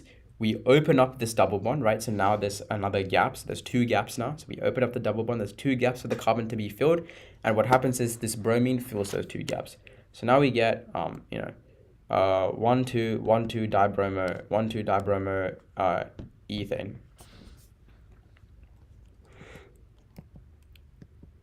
Or just, dibromo ethane. So that's what happens. You open up the bond. We also have hydrohalogenase. So the example of this addition reaction is called halogenation, because we take a halogen bonded to a halogen, and then it's an addition reaction between that and an unsaturated hydrocarbon. So it's halogenation. Next, we have something called hydrohalogenation, because there's a hydrogen bonded to a halogen. So it's hydrohalogenation. So again, same compound. We open up the double bond and it gets reacted. H and Br. Next one, hydration. So this is where we add water and it ends up opening up. So it's again another addition reaction, but we open up with the water, right? So if we split up the water now, what happens is we end up forming an alcohol. So we end up splitting it up into OH and H. And this ends up bonding to form an alcohol. So we open up the double bond and then we put in an H and we put in an OH and it forms an alcohol.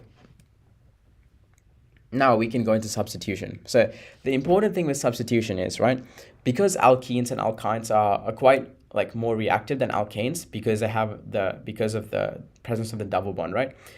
But alkanes are way less reactive because they're already saturated. It's like noble gases. Noble gases are quite unreactive because their electron shells are full. Here, they're quite unreactive because they're already saturated, right?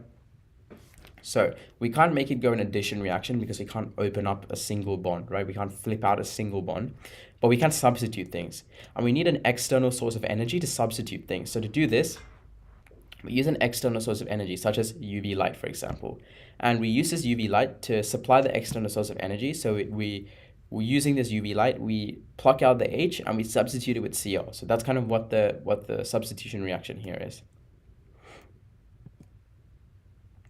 So now we can go into the combustion of alcohols. So combustion is an extremely important reason for the production of alcohol. So there's two types of combustion. There's incomplete and complete combustion. So incomplete combustion occurs when there's a limited presence of oxygen and it needs to be heated to ignition temperature. Complete combustion occurs when there's an abundance of oxygen, so everything is going smoothly and everything turns into the proper products. So yeah, we produce H2 and CO2, but for incomplete combustion, we produce H2O and a random ratio or a mix of CO2, carbon monoxide, and just carbon itself. And not all have to be present in incomplete combustion. So yeah, this formula, the bottom two show the results of combusting an alcohol. So you can see over here 2O2 because there's an incomplete insufficient oxygen presence, and 3O2 over here shows the sufficient oxygen reaction, causing it to have complete combustion. Now we have dehydration of alcohols. So what happens is when we dehydrate an alcohol, it turns into an alkene. So if we go back to hydration, so hydration is we take an alkene, we hydrate it with water, and it becomes an alcohol, right? So dehydration is we take that alcohol and turn it back into an alkene. And we need a catalyst for this dehydration, right? So there are a couple conditions what we need for the dehydration reaction. So we need 170 degrees Celsius, so it is endothermic, and then we also need concentrated sulfuric acid catalyst. These are very important that you remember these because you need to always write these down whenever you write a dehydration equation. So you need the presence of heat around 170 degrees Celsius and concentrated sulfuric acid catalyst. What this catalyst does is it lowers the activation energy required and it absorbs the water, and it's also H2SO4 is quite hygroscopic, which means it absorbs the water formed, and this forces the equation forces the reaction to continue and finish. So this is what happens, right? This HOH gets replaced. So we take out the HOH and form a water molecule, and then we replace that, the gap, with a double bond. That's kind of how it works. So now we have substitution with hydrogen halides. So another substitution reaction, we just take the OH and we take out the OH, we form water with it, and we substitute the OH with a halogen. That's kind of what it is. Quite simple. Now we get into oxidation. This is quite important. So we have the oxidation of primary alcohols and secondary alcohols. What's very important is Tertiary alcohols cannot oxidize. So primary and secondary alcohols can oxidize, but tertiary alcohols cannot. So the conditions for a primary alcohol to oxidize is we have the oxidizing agent, which is either potassium dichromate or, so we have potassium dichromate, and we also have dilute sulfuric acid, and then we need to heat it under reflux. So in class, you might do the oxidation reaction. It's not guaranteed, but you might do it, and then you'll see what a reflux is, right? So it's like a reflux condenser. And then the last condition concerns whether the oxidizing agent or the alcohol is a limiting reagent. So if we look below, right? If the oxidizing agent is a limiting reagent, the alcohol will partially oxidize to an aldehyde. So this is only for primary alcohols. So the OH will now become a double bond O. But if there's an abundance of oxidizing agent, then the aldehyde will oxidize again to form a carboxylic acid. So that's how it works. So if the oxidizing agent is limited, then it'll form an aldehyde. If it's a limiting reagent, it'll form an aldehyde. But if we add more oxidizing agent now, we will now oxidize the aldehyde to form a carboxylic acid. So assuming you have an abundance in limiting reagent, the primary alcohol will oxidize to form a carboxylic acid. But for secondary alcohols, we can't really do that. So for secondary alcohols, what happens is the OH now forms a ketone. And obviously, we can't turn a ketone into a carboxylic acid because the carbonyl functional group is in the middle of the chain, right? So it can't form a carboxyl or carboxylic acid. So there's only one step here. It goes from a secondary alcohol to a ketone. Now, let's go to alcohol production through substitution. So it's like the reverse of halogen substitution. So what happens is we have NaOH, the sodium hydroxide, and we have a halogen, right? So we have a haloalkane. What we do is we substitute the halogen in the haloalkane with the OH in sodium hydroxide. So by replacing that, we take this and we give it a hydroxyl functional group, making this into an alcohol. So that's what it looks like. NaOH is quite important over here. So in terms of the reaction conditions, the halogenated alkane is heated under reflux with sodium hydroxide in a 50-50 water ethanol solvent. The OH from NaOH substitutes the halogen, producing an alcohol. So now, this is like the industrial means of producing it. So alcohol production via fermentation.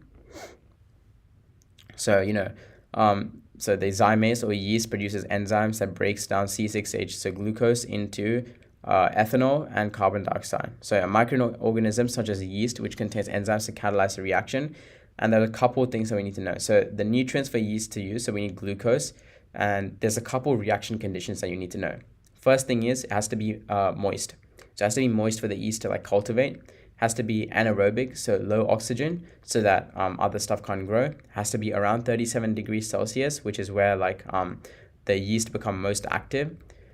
They also have to be sterilized, so it has to be sterilized. And they have to be resistant to sterilization, so that other pathogens can't grow. So yeah, the enzymes in this yeast act as biological catalysts. They produce up to 12 to 15% of ethanol, and anything above this concentration kills the yeast. So the fermentation ceases. So we can only produce about 12 to 15% ethanol using this method. And the low concentration of ethanol can be distilled to increase the concentration above, up to 100%. So we do produce 15%, but we can distill it to make it 100%. So you can also produce alkanes by hydrating alkenes, right? So that's what we learned before. So if we hydrate alkenes, we can produce alcohols. Now we learn about esterification. This is also a practical that you might do in class. So what we do is we add a carboxylic acid and an alcohol, right? We add them together in a flask. So we have, in a round bottom flask, right? And we add a few boiling chips and we turn it to boil, right? And we add concentrated sulfuric acid, which is the catalyst. It's also a dehydrator, basically. What it does is it absorbs the water molecules formed. So you can see over here, through esterification, we form water as a byproduct. What it does is it absorbs the water because it's hygroscopic. So the steps for this is we place the flask in a reflux tube in a heating mantle for 25 minutes. Then we remove the flask, allow it to cool, and we carefully waft vapors towards your nose to record any odors. So there's the esters. They could smell either really bad or really good, depending on what you do. Some of them smell quite fruity. The ones in my school, or the ones that I did in my class, smelled quite fruity. So that's something that I remember. And so yeah, what happens is concentrated H2SO4 is used as a catalyst and also a dehydrating agent. So as we mentioned before, the H2SO4 is hygroscopic, so it absorbs water, and is also a catalyst, so it lowers the activation energy. And it's heated under reflux because the process of esterification is quite slow. So we need to heat it under reflux to increase the reaction rate, and it also prevents the loss of volatile components. So the carboxylic acid and alcohol and the ester, like the compounds within the round bottom flasks are quite volatile. So they can like start spitting, right? They can start spitting out of the round bottom flask. To prevent this, we heat it under a reflux condenser. And what that does, it prevents the loss of volatile components. It's very important that you know stuff about a reflux condenser, because this might come up in past papers or in the actual HSC. So that's quite important that you know about the reflux condenser. It speeds up the reaction rate, the fact that we heat it under reflux, and it also prevents loss of volatile components, and it prevents the buildup of pressure that would occur in a closed vessel. So now, the formula for an ester is shown below. Which alcohol and alcoholic acid were used to make this ester? So, if we go back to this now, we can see ethyl propanoate. So we can see, if we look over here, we get ethyl propanoate. So propanoate, so 1, 2, 3, this is the third one. So whichever carbon is bonded to the double bond is the one which has O8 on the end. So you look over here now, carbon is bonded to the double bond, is over here. So let's count this chain, 1, 2, 3, 4.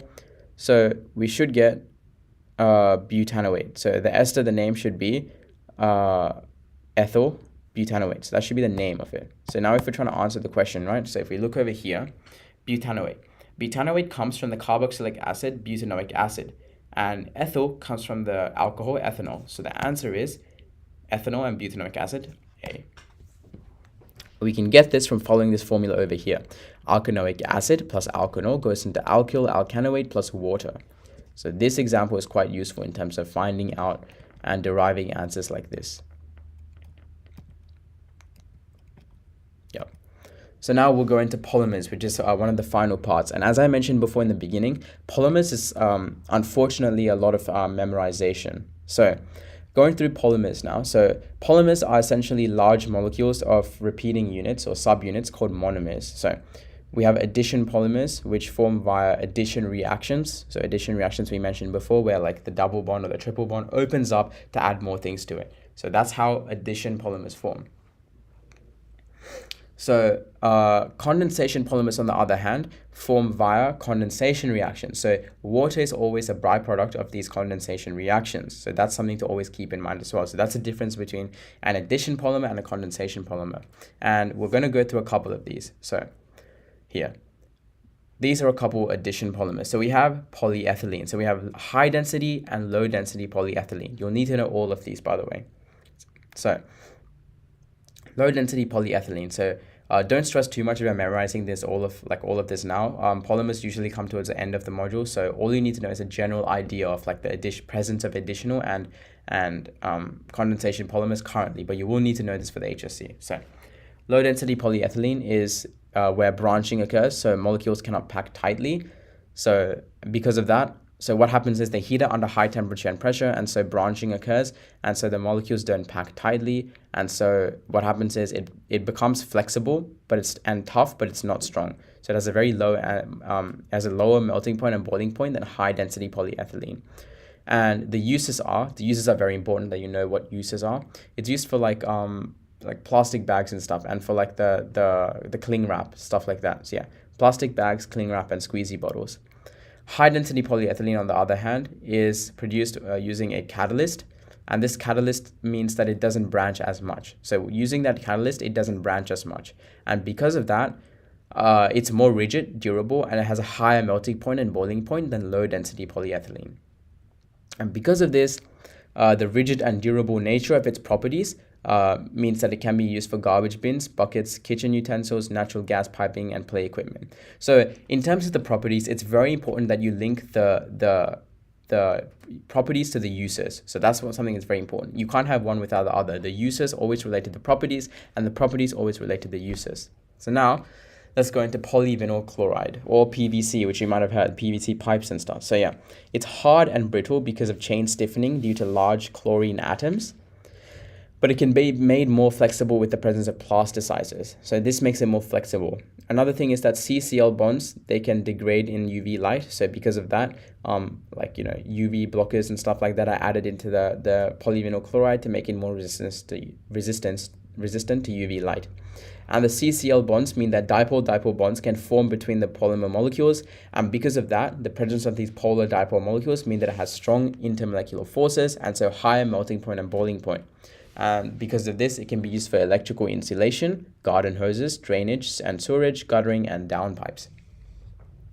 Same with polystyrene now. The big benzene ring causes chain stiffening. So the presence of the big benzene ring over here, it causes chain stiffening. And because of that, polystyrene is also quite rigid and brittle. There's also a few crystalline regions, meaning it's less dispersed, so it can be transparent sometimes. It's a good electrical insulator, and it can also be inflated with hydrocarbon gases to become what we know as styrofoam. And so these trapped gases make it quite low density and a good sound insulator. But this isn't at its rest state. This is after it's been inflated with hydrocarbon gases. So a couple uses are, its rigid nature allows it to be used as tool handles, hard plastic furniture. Its transparent and rigid nature allows it to be used as CD cases. And when it's inflated, it can be used as cheap, lightweight insulator, foam cups, and protective packaging. So if you order something quite big, like a TV or something, it'll probably come packed in styrofoam. And then we have PTFE, or polytetrafluoroethane. So PTFE, it has minimal chain branching, so the molecules pack together very closely, and so it has very strong dispersion forces, so high melting point and boiling point, and has a high strength of CF bonds, making it quite unreactive. So because of the high strength of the CF bonds, the CF bonds don't really want to break, so it's quite unreactive, right? And it's unable to form hydrogen bonds, so it's quite insoluble with water. And because of this, right, it can react quite easily.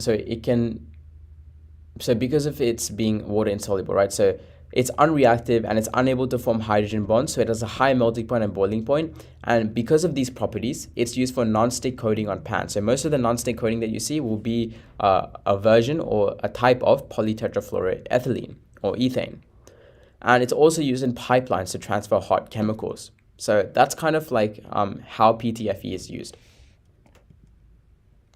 Now we have condensation polymers. So going through condensation polymers, we have nylon. So nylon 6,6 or 6,6 nylon is the main polymer that you'll be using. And some of these properties are, so the chains are packed together quite closely, and they have high dispersion, and hydrogen bonds. They're quite rigid, durable, and elastic. They have a high melting point and boiling point, and they have a high degree of polymerization. So they're very long polymers. And this gives it the property of high tensile strength. It gives it the high tensile strength. And so this high tensile strength allows it to be used for ropes and synthetic fibers, and its rigid, solid, and durable nature allows it to be used in the place of metal bearings. It's also used in machine parts, and it's also used in gun casings as well. And then we have polyester. So polyester most commonly refers to as polyethyl tetraphthalate, or PET. It's quite stable, so it has a highly stable aromatic ring, which makes it inert, so it's very unreactive. And the aromatic ring being quite large means it's quite rigid as well. So it's a quite rigid substance as well, and it's also hydrophobic, so it's scared of water, so it's insoluble in water. But it's very durable, it's elastic, and it's strong. And this nature of it gives it the ability to be inert, rigid, and hydrophobic, so it's quite suitable for packaging foods. And it's also durable, elastic, which means it can be used in clothing. So that is a summary of polymers. So there's addition polymers and condensation polymers. And in terms of the summary that I'm going to give, there's a couple, you need to be aware of the different types of questions that they can give you. So in terms of the HSC, they can ask you to compare the differences between an addition polymer and a condensation polymer. So you need to know at least, you should know all these. So you should know this four and these two. You should know maybe a couple more as well, but yeah. So they can ask you to compare an addition polymer with a condensation polymer. So you need to look at the differences, right? So obviously, one produces water, one is like an addition reaction, one is a condensation reaction, etc. You need to look at the different properties as well. They can also ask you to, in detail, describe the properties of one polymer, so any polymer. So they could specify an addition polymer and a condensation polymer. They could specify like detail the formation and qualities of nylon 6,6, for example. So you need to be able to denote that as well. Another thing is they can also ask you to write a long response on comparing two addition polymers with one another or two condensation polymers with one another. A good thing that I've seen is them asking to compare HDPE with LDPE. So if we go back here, HDPE is high density polyethylene with low density polyethylene. So they're asking us to compare these two. So those are a couple questions that you should be aware of in terms of polymers. Now soaps. So soaps is the sodium or potassium salt of a fatty acid. It's a long carboxylic acid. So if we look over here in this diagram, this is what a soap will look like. So it has a hydrophobic tail and a hydrophilic head. So hydrophilic means water loving. Hydrophobic means like water hating or like scared of water, all right? So if something is, so grease is quite hydrophobic. So it doesn't dissolve in water because it doesn't react with, like, it doesn't have polar bonds within itself. So it doesn't react with water through polar bonds. And so because of that, it's quite insoluble in water. And so that's why you'll find water not taking away any of the, so if you have a greasy pan, you'll find that warm water or cold water won't take away any of the grease, right? But soap will. So this is how it works, right? So you have the hydrophilic head, so that's soluble in water. So that's water loving. And you have the hydrophobic tail. So the hydrophobic tail, which hates water, but is soluble in oil and grease because it's, non-polar and grease is non-polar. What happens is, so if we look over to this, weird, if we look over to this weird, ball, this gray ball over here, that's a grease molecule, that's dissolved grease. So what happens is when we add soap, the hydrophobic tail of the soap starts inserting itself into the grease, and it ends up looking like this. It ends up looking like a micelle. So this micelle is where the tail, the hydrophobic tails, these soap molecules come together to trap the grease molecule inside a micelle, like a group of soap molecules. And then, because it's trapped itself inside a group of soap molecules, these grease particles can't combine to form like a massive grease blob, essentially, because these micelles have separated the grease particles from one another. And after we've separated the grease particles from one another, these grease dots will start floating in the water now. And now all we have to do is rinse away the grease. So what happens is we add the soap into the water.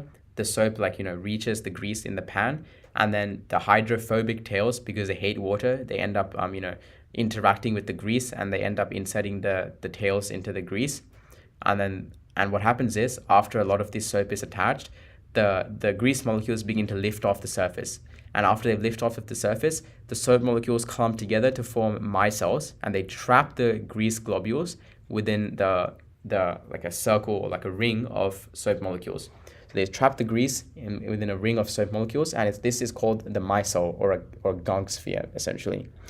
And these gunk spheres, they start floating in the water now, and because of that, because they're floating in the water and not stuck to a pan or anything, we can just wash them off, and we can just clean the pan. So that's how the process of soaps work. Obviously, in school or you'll learn this a lot more in detail, but in terms of the 2-hour time limit, there's not much detail that we can go to in terms of soaps.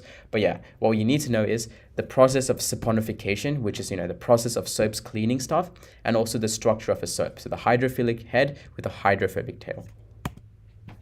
All right, so now we can go through flowcharts for chemical synthesis. So this is how we get between the different homologous series in this molecule. In this module, sorry. So we have the alkane. So if we now put UV light on the alkane, remember what equation that is? That's a substitution reaction, and substitution a hydrohalogenation. So we take away an H using the energy from UV light, and we substitute it with a halogen, and then we get a haloalkane. And then what we do is if we heat it with excess ammonia, the haloalkane, we'll get an amine. If we heat it with reflux and NaOH, so NaOH, this is a substitution reaction as well. what happens is the substitution reaction, we substitute the halogen in the haloalkane with an OH to form an alcohol. And now we can turn this alcohol into a carboxylic acid through oxidation. So we can oxidize this alcohol to turn it into a carboxylic acid. Same way, we can dehydrate the alcohol to form an alkene, or we can hydrate the alkene to form an alcohol. So you can see everything is connected, right? So this, you can form basically everything using anything. So you follow a list of steps to form one another. So basically, so let's say I wanted to form an alcohol using an alkane. What I would do is I would first do a substitution reaction, a hydrohalogenation reaction. So I would shine on UV light, and I would basically take hydrogen or HBr, and then I would take this alkane and turn it into a bromoalkane. So now it's a haloalkane known as bromoalkane. And then I would react it with aqueous NaOH with 50-50 water and ethanol with heat under reflux, and then I would replace the bromo, or like the bromine atom, with an OH atom in the sodium hydroxide, causing it to form an alcohol. So that's how I would get to an alcohol. I'd turn it into a haloalkane, and then I would turn it into an alcohol. Similarly, if I wanted to turn an alkane into a carboxylic acid, I would follow this step, get it into an alcohol form, and then I would oxidize the alcohol into a carboxylic acid, assuming the alcohol that I form is a primary alcohol. So if I wanted to turn a carboxylic acid, if I wanted to turn an alcohol into an alkene, then I would dehydrate the alcohol to turn it into an alkene. And then I could, combine it with a hydrogen halide in an addition reaction to form into a hydrogen or a haloalkane. So from an alkene to an haloalkane, we do an addition reaction because, it has a double bond. So we open the double bond up and we react it with a hydrogen halide and we turn it into a haloalkane. So everything is quite related. So this is the flowchart that kind of details how we can get through different homologous series in this module that we've learned so far. And with that, we come to the overall summary of this module.